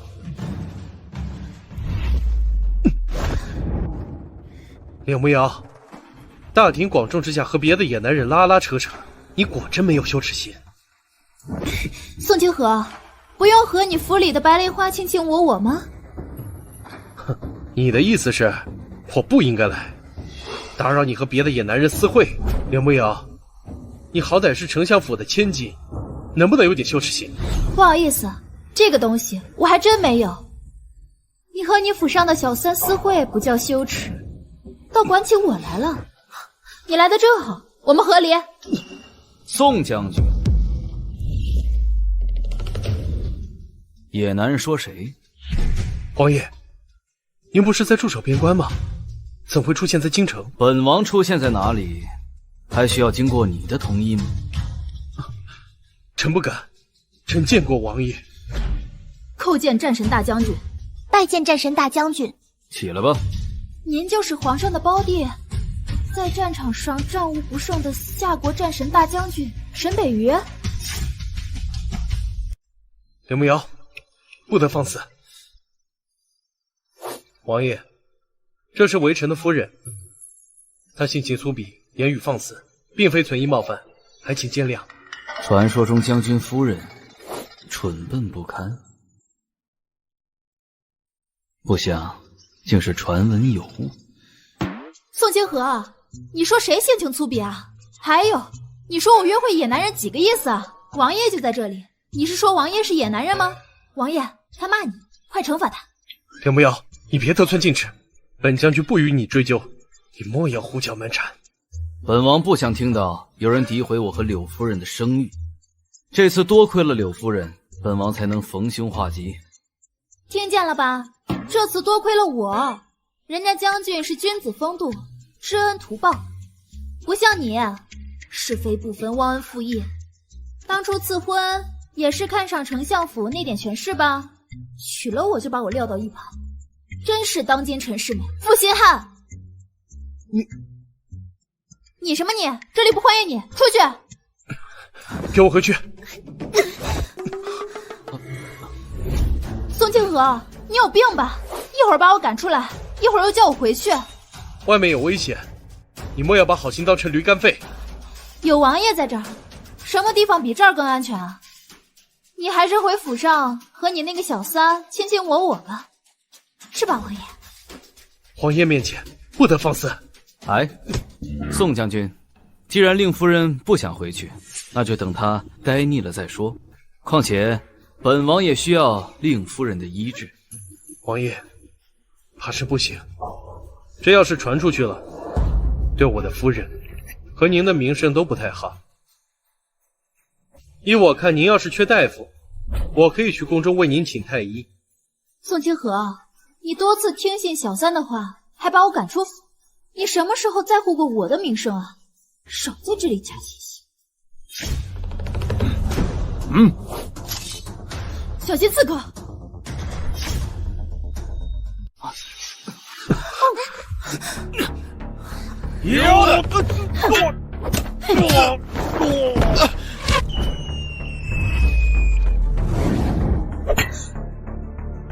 不是吧？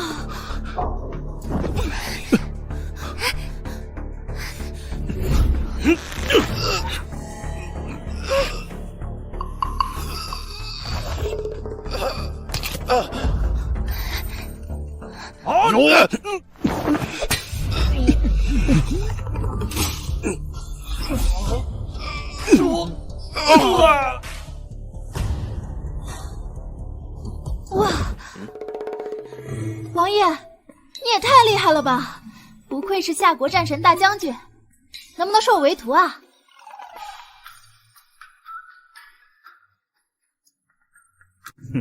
就算不能收我为徒，教我个一招半式也好啊。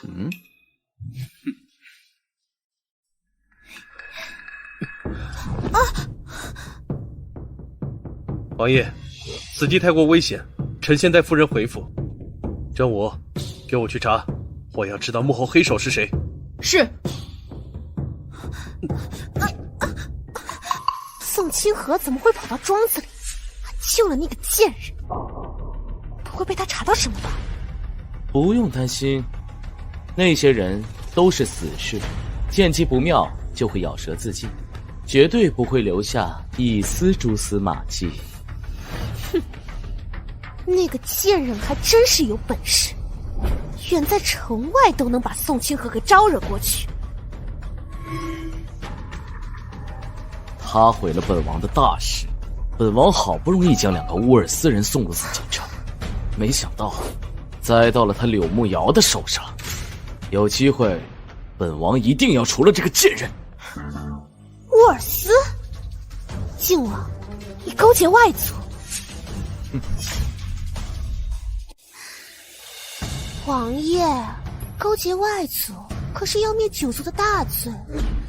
虽然你是皇家之人，若是被发现，定也难逃一死。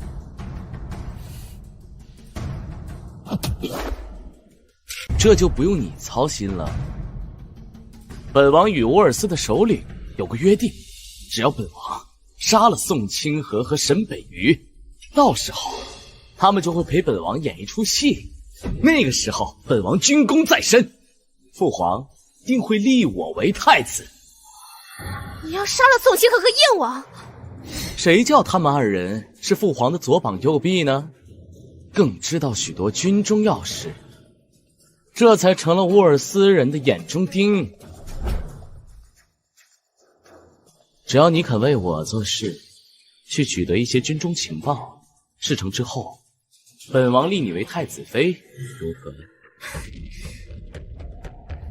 靖王，这太危险了。你不用现在答复本王，等到日后柳木瑶彻底占据了宋清河的心意，你就会明白该依靠谁。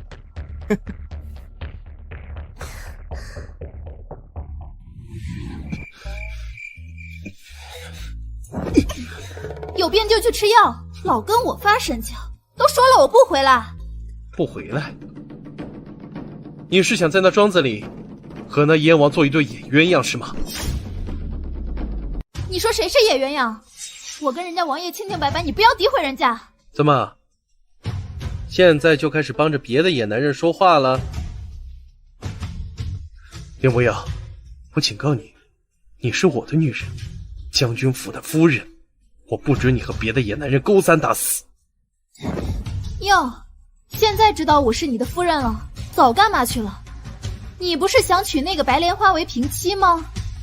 现在整什么霸总语录？我看你就是渣男一个。以后你走你的阳关道，我过我的独木桥。林无瑶，你有胆子再说一遍？再说10遍，我也还是那句话，我们互不相干。本将军不准！你要是继续在外面找野男人，本将军将他千刀万剐。好啊，那我现在就去城外的庄子里找沈北鱼。你不怕被诛九族就去吧。柳木瑶，作甚？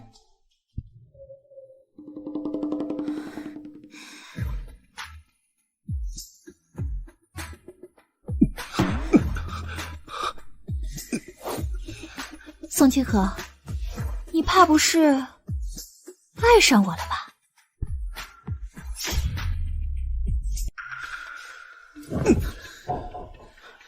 做梦吧你！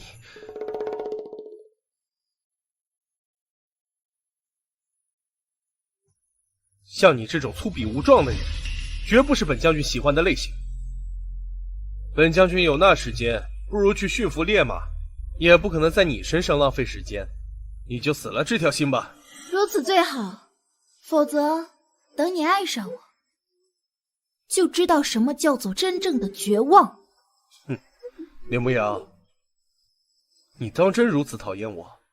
是啊，你是非不分，善恶不明，还一味的替那个庄柔柔的白莲花践踏我的尊严，一次又一次的包庇她，欺辱我，将一腔真心当作草芥。从前爱你的那个柳木瑶已经死了，现在在你面前的这个人，唯一心愿就是希望你离我越远越好。本将军向你道歉。不用了，你的道歉一文不值。柳木瑶，你听着，你现在还是将军府的夫人，就不能去沾花惹草。好啊，那你把柳月儿赶走。你不让我沾花惹草，那你也别和你的小三卿卿我我。你简直不可理喻！哼！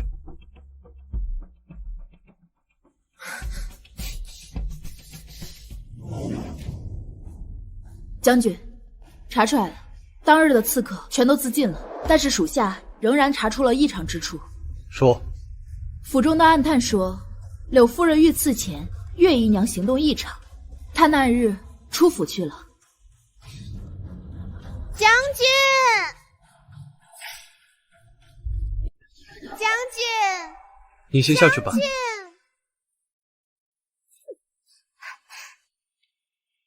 将军若是心头烦闷，月儿愿意倾听，虽不能为将军疏解，能和将军一同分担也是好的。啊，将军，我听府内的丫鬟说，将军昨日与姐姐在院子中拌了几句嘴，这话从何说起啊？姐姐不是去外面的庄子了吗？这庄子虽好，可惜被刺客盯上了，我只能让他先回来了。刺客？这怎么会有刺客？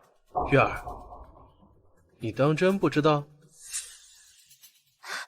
将军，姐姐遇刺，月儿怎么会知道？将军，你误解月儿了，月儿怎会做这种事情呢？够了！自打你入府以来，一直针对柳木瑶，甚至不惜给自己下毒。本将军看你怀有身孕，一直宽宥你，甚至不惜将她赶出府，而你却一错再错，甚至想要买凶杀人。将军，行了，我看将军府是容不下你。今晚过后，本将军将派别人把你送去别院，你好自为之吧。将军，将军，你不能这么对我，我肚子里还有你的孩子，况且你承诺过我会爱护我，还要娶我当平妻，誓言犹在耳边，你不能食言呀！是你一直在府中闹事，有了身孕，一时学不会何为包容。本将军是看错你了。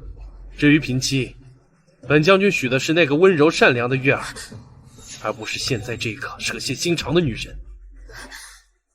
将军，将军不要！我意已决，你待会儿就回去收拾些细软，本将军今晚就送你出府。他爱上柳木瑶了。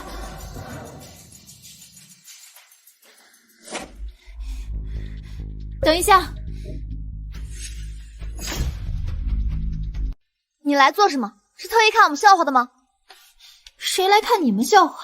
我改变主意了，柳月儿不能走，如果她必须要走的话，我就跟她一起走。白天是你自己说的，要我把她赶出府，出尔反尔。你把本将军当什么了？我随便说说，鬼知道你当真了，不会真喜欢上我了吧？哎呀，那这以后的日子，我不管，反正他就是不能走。你若执意如此的话，我就跟他一起走。柳慕瑶，我警告你，这是本将军最后一次为你改变心意，本将军的忍耐度也是有限的。哼。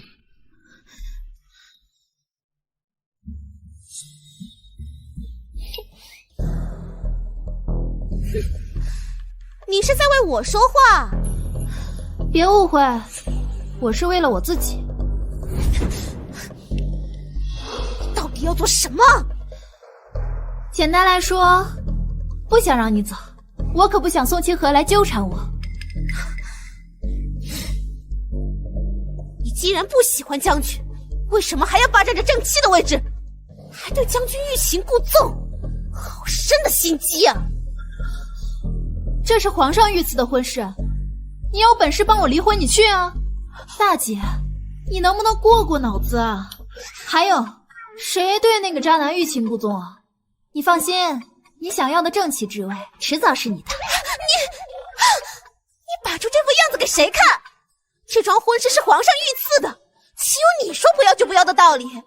山人自有妙计，你就等着吧。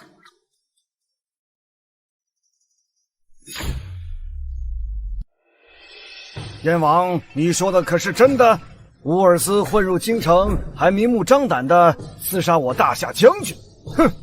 王兄，每一个进入京城的人，都要经过排查。这京城不比边陲小镇，乌尔斯人如入无人之境。臣弟怀疑京中有内鬼。朕也怀疑此人手握大权。朕现在命令去调查此事。一定要调查个水落石出，重要的是不要打草惊蛇。臣弟遵旨。皇上，柳夫人求见。让她进来。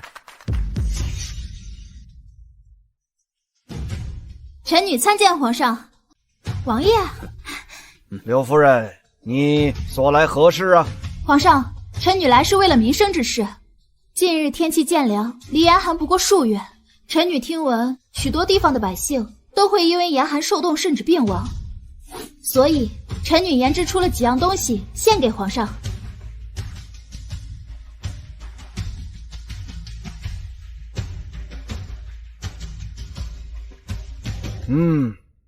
这是何物？像是一件寝衣呀。确实是穿在里面的。特殊的是它的面料。它能够将身体的汗液以及外界的阳光转化为热能，减少热量流失，达到保暖效果，堪称是保暖神器。皇上，不妨试试看。哎呀，这果真是一件奇物啊！这居然能自己发热，如此一来，今年的百姓便不用再受冻了。皇兄，臣弟想为边疆的战士们讨要一些，能否让工部多生产一些出来？那是自然，北疆战士辛苦，除了这发热衣，还有冰箱也在赶制当中。赶制出来以后，朕会派人送往北疆，以为战士辛苦。谢皇兄。皇上，臣女还研制出了一种名为抗生素的药物，之前我给燕王殿下用过，效果还不错。对于伤口感染发炎，最好不过。臣女今天也带来了，一起献给皇上。真是将士之福啊！柳夫人，大夏有你这般奇女子，也是朕的福气呀。好说好说，皇上，不知道你之前答应我的承诺，原来是为这事而来。你想要什么？可想好了？皇上，臣女想好了。臣女要与宋将军和离。这，柳夫人，先不说这婚事是朕亲赐，自古以来女子三从四德，这和离一事恐遭众人非议，你可再考虑考虑。臣女想了很久，并非一时兴起。当初，臣女以为宋将军是良缘，才执意要嫁他，没想到事与愿违。再这样下去，两个人都会痛苦。所以，臣女想求一个合理。至于皇上说的非议，嘴长在别人身上，臣女只求一个问心无愧。臣女不愿天下女子只遵三从四德，臣女只愿天下女子都能找到自己的幸福，而非寄托在男人身上。大浪淘沙，唯有自渡才是真谛。皇上，你心胸宽广，一定能明白我的意思。这般女子，以往竟从未见过。只是可惜，宋将军错把珍珠当榆木啊！王爷，你带我来这儿做什么？裴莹，臭豆腐！想不到京中居然能买到臭豆腐。听说这京中啊来了位大厨，他研制出了这个东西，闻着臭，但是吃着香，所以让黑鹰买了过来。你尝尝喜不喜欢？就是这个味道，这就是最正的味道，好好吃呀！好，王爷，这也太臭了，柳夫人这癖好倒真奇怪。你不会欣赏就不要乱说话。对了，王爷，那日你被乌尔斯人追杀的事情查得怎么样了？尚未查清楚，据本王猜测，应该是内奸，与外族勾结，狼子野心。本王一定要将这个人揪出来。好像有点印象，沈北瑜这辈子战无不胜，唯独失败了一次，也是最后一次，就是和沃尔斯对敌时被自己人捅了刀子，可惜了一代名将，死于非命。只是可惜，小说并未说这叛徒究竟是什么人。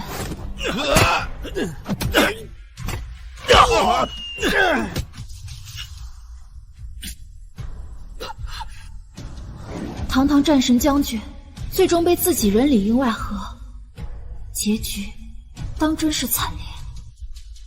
慕瑶，你怎么了？没什么，王爷，我只是在想，大夏境内一定还有很多的外族人，我们必须揪出真正的叛徒，才能保住大夏。不过此事异常凶险，一定要小心。本王明白。我说真的，你一定要小心再小心。好，这个给你。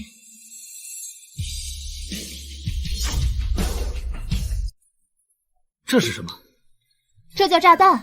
我教你，先这样，然后再这样。这儿有个拉环，你拉一下，扔出去，砰的一下，别人就死了。哎，王爷，你现在先别扔，这个东西做起来很难的，关键时候再用。好。那我先走了。真是一个非比寻常的女子，这武器都手到擒来。糟了，王爷好像要栽了。王爷，这柳小姐是宋将军的夫人，您很快就不是了。走，陪我去一趟丞相府。哎，王爷，您该不会是去提亲吧？知道您急，但您先别急，起码也要等柳夫人和宋将军和离吧。走。哎，王爷，丞相大人。王爷大驾光临，不知有何见教？本王就直说了，我是为柳夫人而来。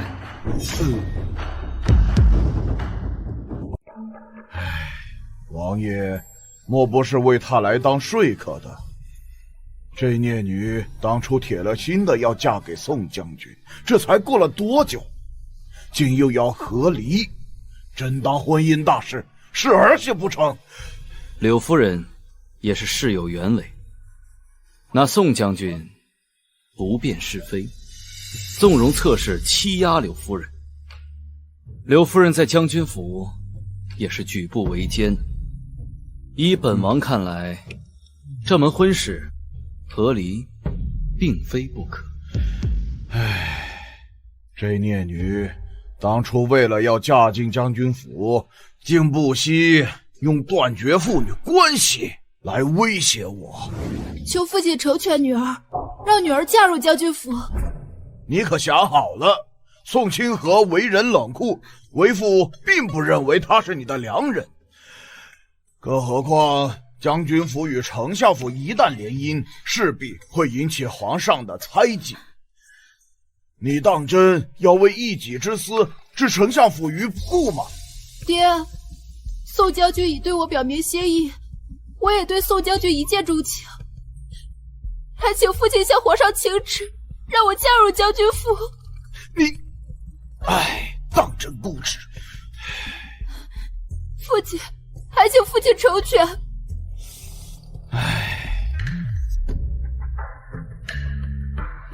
为父答应过你娘亲，要护你一世。即便你的体型与别的贵女相差甚远，但你只要生在丞相府，就无人敢对你议论。倘若你要是嫁入将军府，就再无人护你。若你执意要嫁去将军府，休怪为父不让你这个女儿。哼！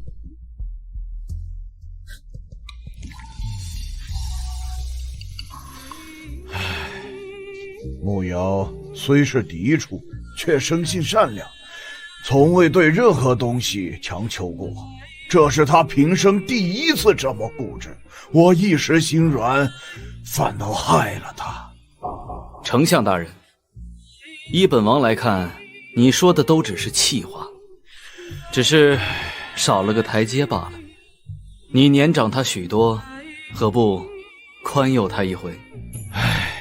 儿女都是前世的孽缘罢了。烦请王爷转告慕瑶，丞相府依旧是他的家，无论他将来做任何决定，我这个做父亲的都会为他撑腰。我代慕瑶感谢丞相大人。小姐，您之前做的不是给燕王殿下送去了吗？怎么又做了些？这一个怎么够啊？这玩意儿越多越好，到时候炸的敌人找不着北。哎，我多做一些，到时候给燕王殿下也送去。又是什么好东西？怎么不见你送给我？凭什么给你啊？有木瑶，你现在还是我的夫人，应该遵守三从四德，更不许和别的男人私相授受。我乐意，我还送给皇上了呢，你管得着吗？有木瑶，我知道你心里恨极了我，但是你既然嫁给了我，你就是我的夫人，我能容忍你一次，不见得能容忍你第二次。你要是记不住，我不介意用实际行动来警告你。你干什么？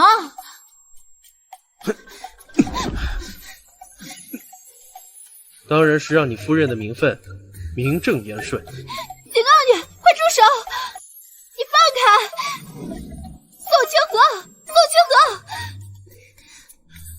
宋清河，你别发疯！你要是敢强迫我，我就拿那个炸弹把你炸得稀巴烂！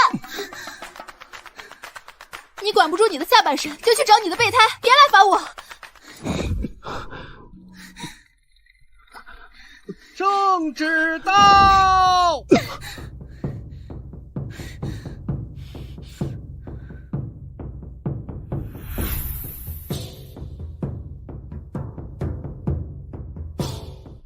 奉天承运，皇帝诏曰：丞相府庶女柳月儿绘制兰心，特升为将军府平妻。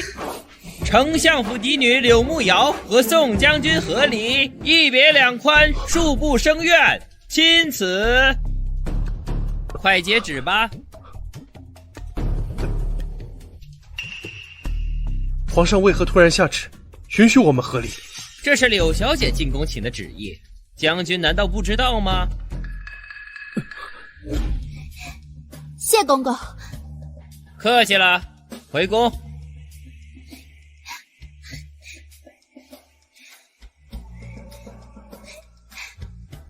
柳慕瑶，放手！你现在别给我拉拉扯扯的，我们已经和离了。你在屋里，小心我告你骚扰妇女，把你关进大牢。宋将军，皇上是不会见您的，别说跪1天，就是跪1年，皇上也不会收回成命的。公公，我不能与我家夫人和离。哎呦，宋将军，这事儿是柳夫人提的，您找皇上也无用啊。除非柳夫人回心转意，你怎么就不懂呢？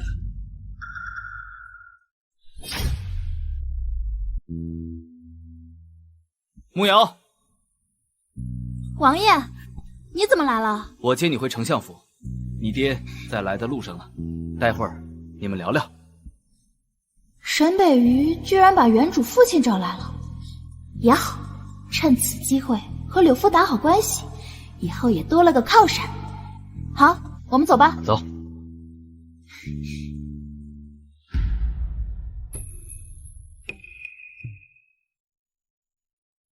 柳慕瑶，你这么着急的离开本将军，是不是因为他？宋清河，脑子不清楚就去找大夫，我纯粹是因为讨厌你。你忘了从前对我做过什么事了吗？现在假装深情给谁看啊？慕瑶，你当真就不能再给我一次机会吗？这是和离书，从今天开始，我们两个互不相干。你和你的小妾，哦不，夫人，举案齐眉。我呢，也要去寻找我的幸福。拜拜了您嘞。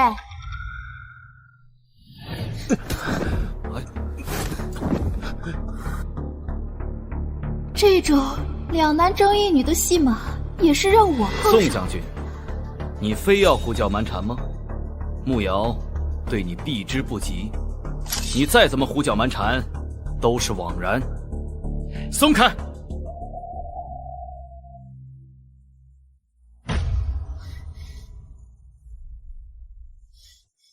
走吧。告别渣男，否极泰来。从今以后，我要换一种活法。哟，姐姐这是要离开将军府啊？又来送我们了？自然，月儿来多谢姐姐，把将军夫人的位置拱手相让。可姐姐就要露宿街头了。我来问姐姐，可是要问我借些银子呀？收起你那假慈悲的嘴脸吧。你，燕王殿下是要带姐姐回府吗？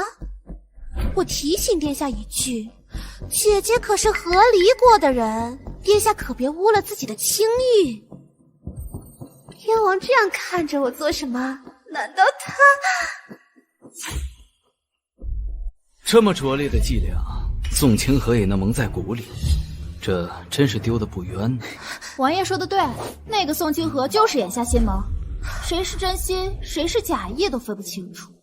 哼，和他啰嗦什么？咱们走。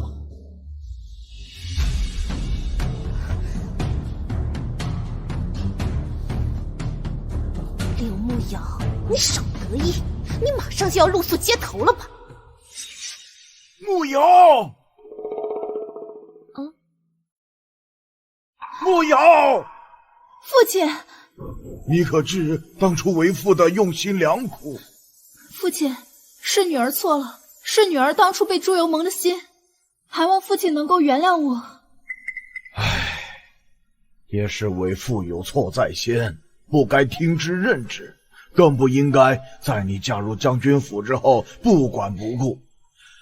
从今天起，你依旧是我柳中军的好女儿。父亲放心，女儿已经清醒了。好，咱们回家。回家。小姐，听说今日那柳慕瑶回丞相府，丞相大人不仅亲自下饮，还大摆宴席为她接风，那排场还真是风光无限。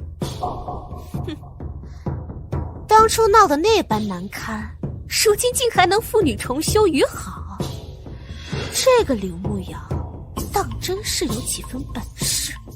小姐您何必在意呢？她再风光也是未出阁的小姐，哪比得上您啊？您如今已是堂堂将军夫人了，尊贵非凡呐！将军呢？这么晚，可回府了？将军他方才去了柳木瑶的院子，至今未归。将军，您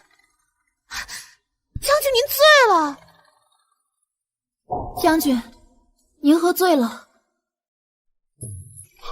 慕瑶，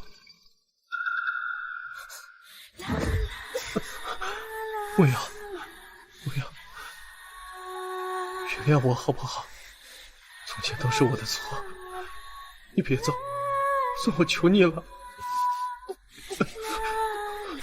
我可以跪下来求你，只有你别走，好不好？将军，你看仔细点儿，我是月儿啊。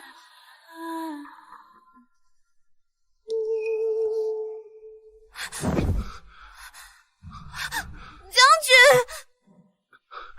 滚开！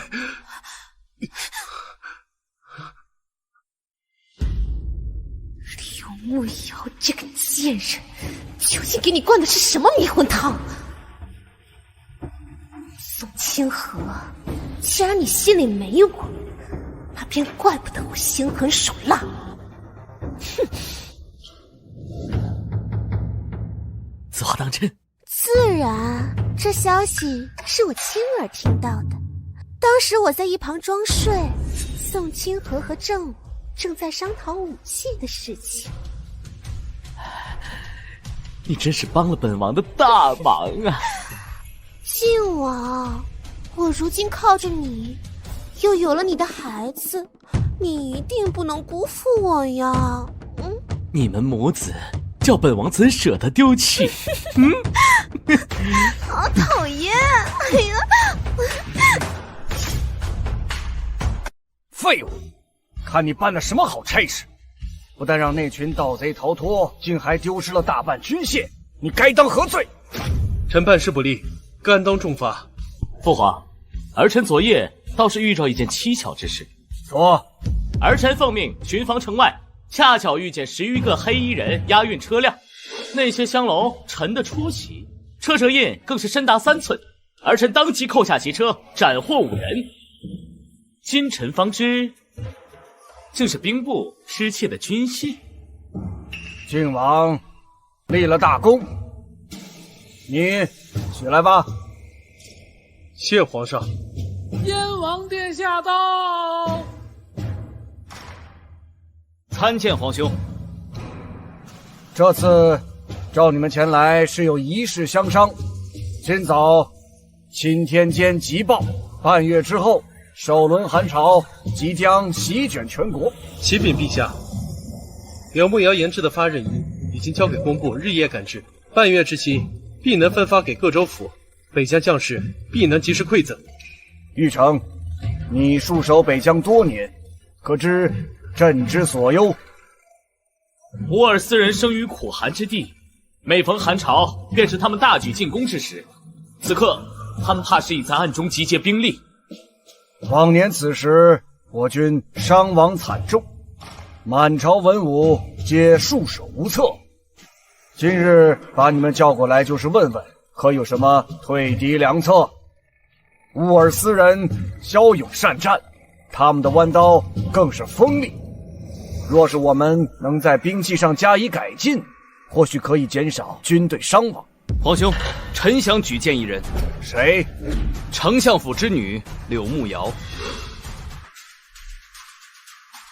此等军国大事，岂能让柳木瑶插手？稍有不慎，便是满门抄斩重罪。皇上明鉴，柳木瑶虽有些奇巧心思，但军械改良关乎国运，他恐怕难当此重任。有趣，竟能让宋大人和北隅都这般在意。这柳木瑶，你说的没错，他一介女流，战场杀伐之事，他估计是一窍不通吧。皇兄此言差矣，臣弟有样东西想请皇兄过目。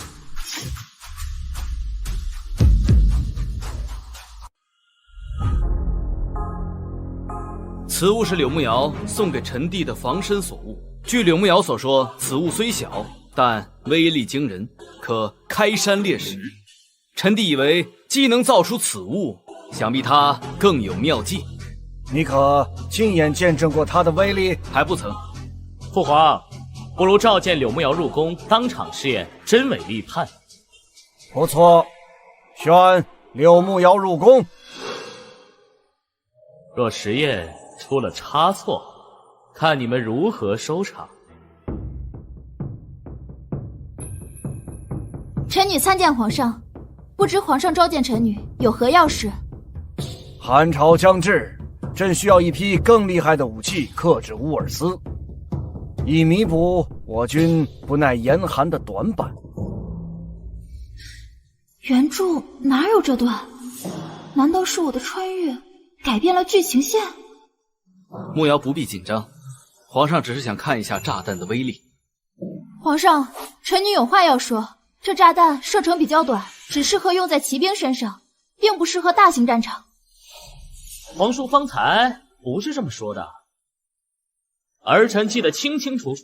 皇叔夸他能开山裂石，怎么到了御前就成了孩童玩具了？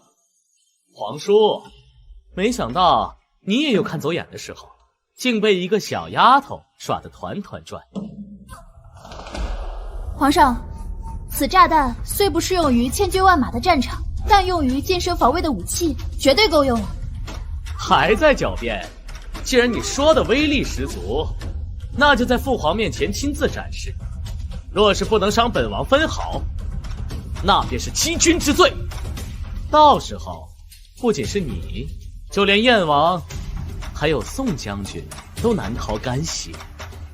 好，我答应你。不过，请大家移步外边，免得损伤宫中财物。我倒要看看你有什么把戏。那便依柳小姐的意思吧。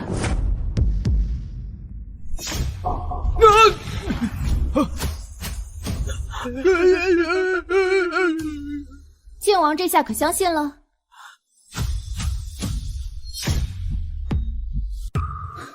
皇上，臣女并非有意的，只是靖王殿下不相信这炸弹的威力，站得太近了。这小小铁球居然有如此威力，若不用在战场上，实在是可惜呀。皇上，臣女还有一物献上。何物？快说。这是远程炸弹，射程更远，而且解决了雨天失效的问题。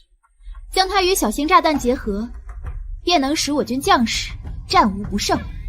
远程炸弹，莫不是可以远程发射的炸弹？正是。您现在看到的这种炸弹，还因为距离太近会伤人，而这种炸弹就完美避开了这个问题。我相信，在不久的未来，乌尔斯必定归顺我大夏。太好了！皇上，我会将这些武器的图纸一一绘出，交给工部批量生产，希望能减轻我大夏将士在战场上的伤亡。你有此心，又有如此奇思妙智，若这批武器能顺利进攻，朕一定给你加官进爵，让你成为大夏历史以来首位女官。哇塞，皇上也太给面子了！多谢皇上，臣女只愿尽这一点小小的微薄之力，为我大夏的疆土添砖加瓦，愿我大夏国泰民安，武皇千秋万代。你有此心胸，朕都为之动容，不必等以后了。来人，传朕旨意。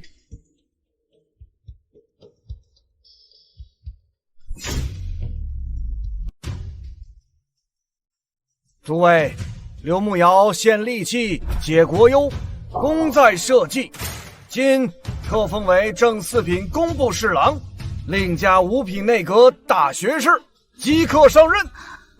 乖乖，皇上这次下血本了，一下子给我2个职位。内阁大学士虽然品级不高，话语权可是很重的。虽然还没混到爵位，不过饭要一口一口吃嘛。多谢皇上。燕王，军器局3月内需赶出新械3000件，此事由你统领。韩朝之前若送不到本疆，臣必肝脑涂地。宋将军，由你负责工部，凡燕王所需，6部皆需配合。是。皇上，还有一事，臣女想随燕王殿下一同去北疆，教习将士们如何使用武器，以保证这批武器能够物尽其用。慕瑶，北疆前线条件艰苦，你一个弱女子，朕是担心你的身体。皇上，乌尔斯一直对大夏蠢蠢欲动，臣女虽为女子，但却有一颗忠肝义胆。臣女愿为了大夏，不怕艰苦困难，还请皇上应允。朕还真是小瞧你了，朕答应了。燕王，你一定要保护好他的安全。臣弟定然不负使命，定保他安然无恙。别太得意。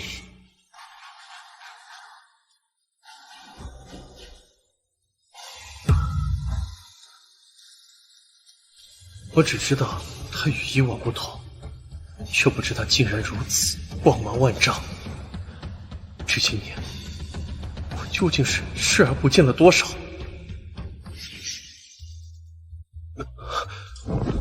未央，这武器之事，你放心，等我画完图纸会交给工部。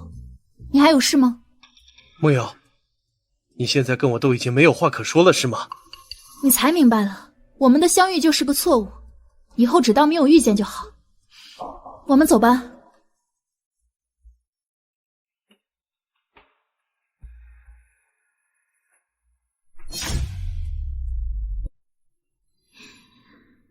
终于画完了。沈北鱼要是看见这个炸弹，一定很开心。小姐，哦，红袖，我去把这个图纸送给燕王殿下，你跟爹爹说一声，别让他担心。那小姐，你路上小心点儿。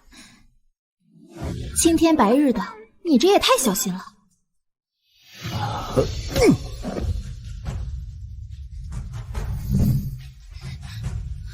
小姐，小姐！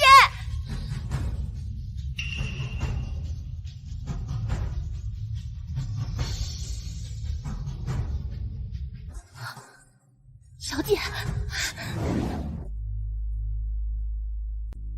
燕王殿下，工部那边都已经准备好了，只待新图纸一到，就能立马开工。慕瑶怎么没来？我去找他。等一下，宋将军，还是我自己去吧。将军，将军，我们家小姐出事了。怎么回事？我们家小姐说要给将军您送新徽的图纸，可刚出府门就……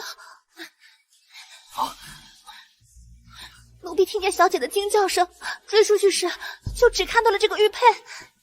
启动所有的安装，1个时辰内，务必把人给我找到。是。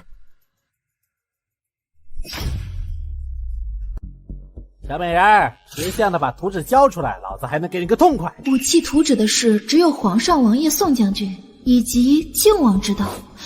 难道竟是沈玉成？是他？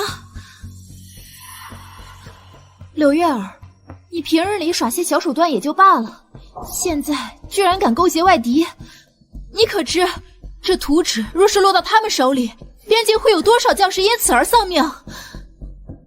最近乌尔斯人能够躲避禁卫军的巡查，凭你还没有这个本事。说，谁在背后主使你？你胡说什么？宋清河虽然人渣，但还不至于通敌叛国。是靖王沈玉成，对不对？闭嘴！图纸交出来！不可能！老子没空和你废话，不交出图纸，老子现在就弄死你！两位大哥，我给你们图纸，能不能把这刀拿得远一点？贪生怕死的贱人，真该让宋清河好好看看你这副德行。命都快没了，我还谈什么家国大义啊？两位大哥，能不能给松松绑？这绑得太紧了，我图纸藏得深。别想还手，这里里外外都是我的人，胆敢耍小聪明，当心给你脸上来一刀。两位大哥，这个图纸呢，就藏在这个里面。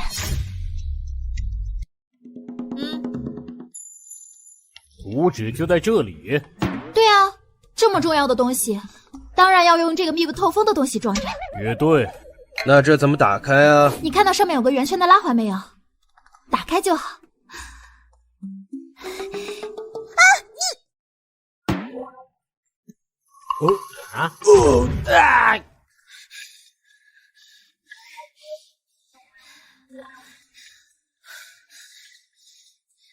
幸亏我跑得快，不然真的要死翘翘。牧瑶，王爷，你来了。我听到你失踪的消息，就立马赶过来了。你可有受伤？我没事，我还炸了乌尔斯人呢。这是武器图纸，给你。柳牧瑶，你竟然是这……将军，你怎么来了？柳月儿竟敢勾结外敌，绑架牧瑶！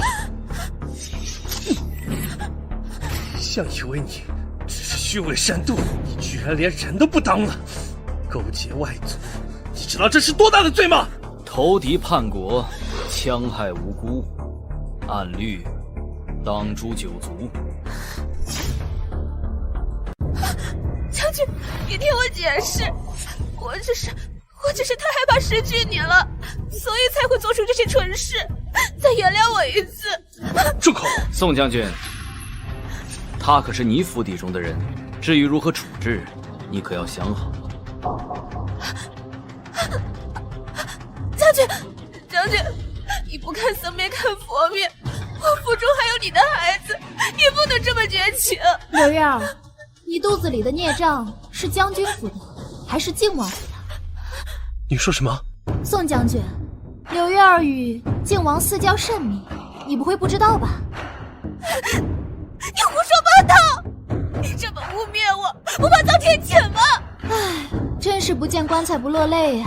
若是他和靖王私相授受，那么勾结乌尔斯的幕后主使，应当另有其人。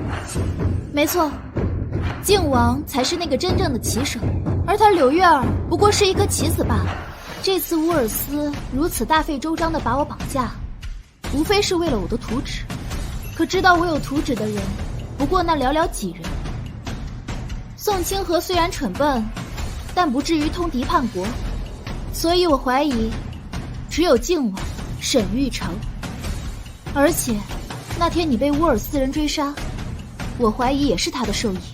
去，把那个混账小子给我带过来。是。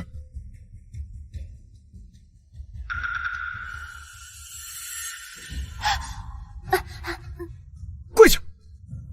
王爷，靖王走了，但是安庄们抓住了这个鬼鬼祟祟的丫鬟。这是你的丫鬟，与你共穿一条裤子。你的那些阿杂事，他全都知道。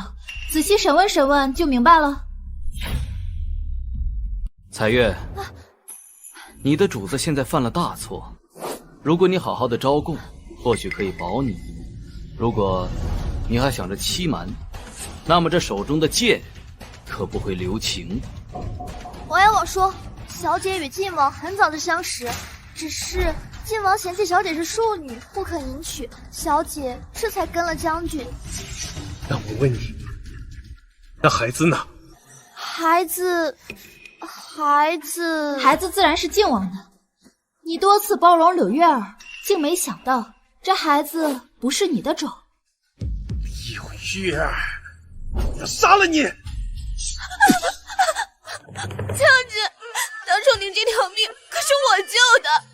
当初您说过以后会爱我、护我，生死不渝，这些誓言你都忘了吗？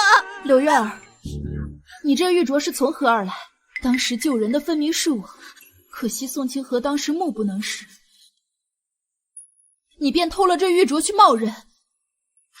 可怜的柳慕瑶，自以为遇到了良缘，没想到受人嫌弃，遭人冷眼。慕瑶，竟然是你！宋清河，你错把一腔真心当作路边的尘土。在你一次一次包庇他的时候，那个爱慕你、想与你共度余生的柳慕瑶就已经死了。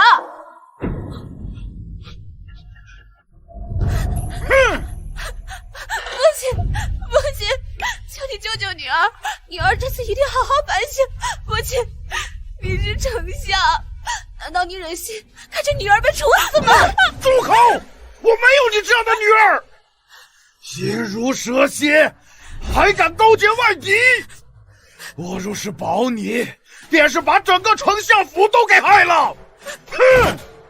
父亲，来人，把她和这个丫头都押下去，待我禀告皇上，再行发落。是。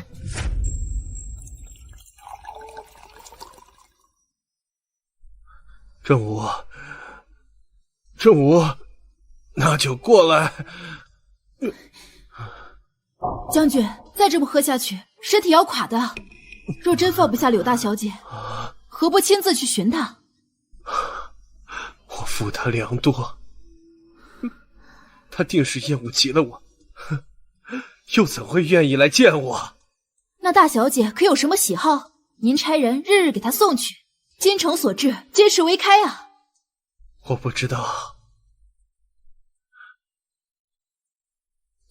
他爱吃什么，管用什么香，我竟然一无所知。宋清河，你就是个瞎子，是个聋子。他以前那么真心的对你，你视而不见，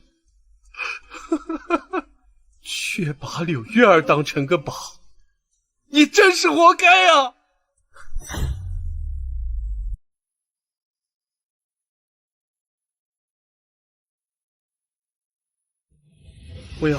不要，我在等你。等我做什么？当初结婚的时候，我没能给你封官享批，现在想补上，你愿意收下吗？那些都已经过去了。我这个人虽然爱财，但也不是什么都想要的。你回去吧。不要，当初是我薄待你，我现在才醒悟过来，只要你给我一个机会，我定能让你看见我的诚意。莫瑶，再和我说几句话好不好？我们之间已经无话可说了，你回去吧，以后也不要再来了。我只想让你看见我的诚意，弥补之前的过错。红袖，关门。小姐，宋将军还在等呢，让他等。小姐，宋将军这样不分昼夜的等您，京中都有流言出来了，您真不管啦？真是狗皮膏药。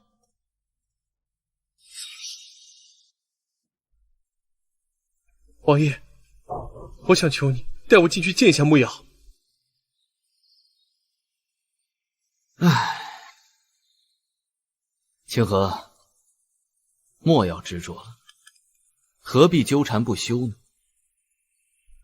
王爷，是我太糊涂，伤害了这样一个女子。我不能原谅我自己。你自己都不能原谅自己，难道奢求慕瑶会原谅你吗？慕瑶她性情刚硬，不会原谅一个辜负她的男人。你早日走出来吧。怎么，王爷这么着急的赶我走，莫不是想要追求慕瑶？可你身在皇室，要娶的定然也是清清白白的闺女。慕瑶和我有过婚约，难道你就不介意吗？本王要的是情之所钟之人，不是什么清清白白的贞洁牌坊。清河，听我一言，你和慕瑶相差甚远，根本就不是良配，何不放过自己，也放过慕瑶呢？王爷啊，我与他不配，难道你就与他相配吗？莫要他生性无拘无束，这王府的规矩不比将军府的少吧？宋清河，没完没了了是吧？王爷，你怎么来了？我来是为了告诉你，名为炸弹的武器快竣工了。太好了！3日后咱们出发去北疆，你准备一些女子随身用的物品，其他的我都为你准备妥当了。多谢王爷。王爷，您先进府中稍作休息，我想跟他说几句话。梦瑶，你终于肯出来见我了。宋清河，你这样纠缠不休，只会让我觉得很烦。我只是想抹去过去对你的伤害。这话你应该对郁郁而终的原主去说。我不需要你弥补，我只需要你滚得远远的就好。是我不配，希望以我的死能够稍稍赎罪。宋清河，宋清河，宋清河，宋清河，快走！王爷，快来人呐！说，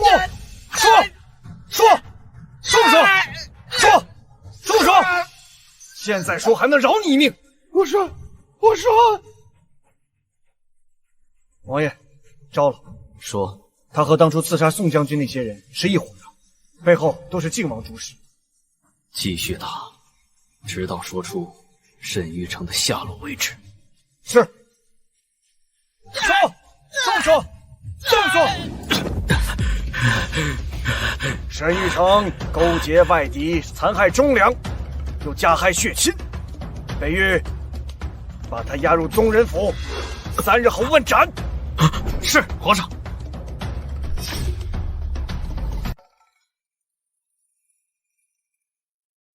来，刀刺穿了整个肺腑，整个太医院倾尽全力，也只能保住他的性命。至于以后如何，就只能看他的造化了。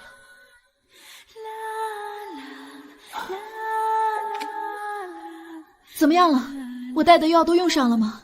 六小姐，臣等尽力了，能用的药都用了。但是宋将军昏迷中也不喝药，好似没有求生的欲望。这样下去，宋将军必死无疑。臣等也都是束手无策。没有求生的欲望？为什么？六小姐，宋将军昏迷中说胡话，说已将府上的东西和祖上的产业都转给了您，说什么要您原谅他。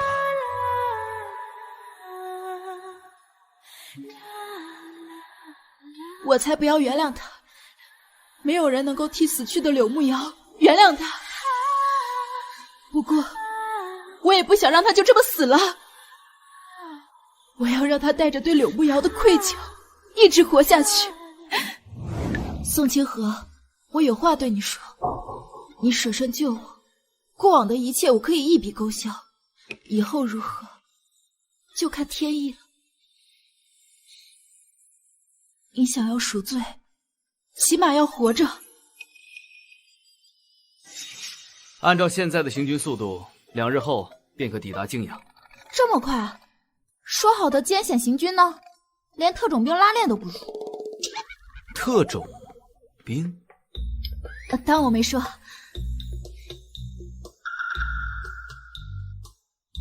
慕瑶，这次凯旋之后，你可曾想过婚嫁之事？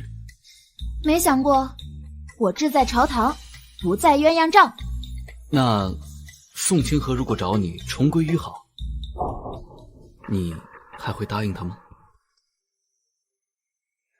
过去匆匆俱往矣，我现在只想朝前看。每次与你聊天，都像是拆锦囊。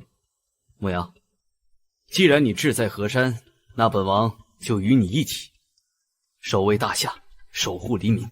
好，来，咱们以茶代水，共饮一杯。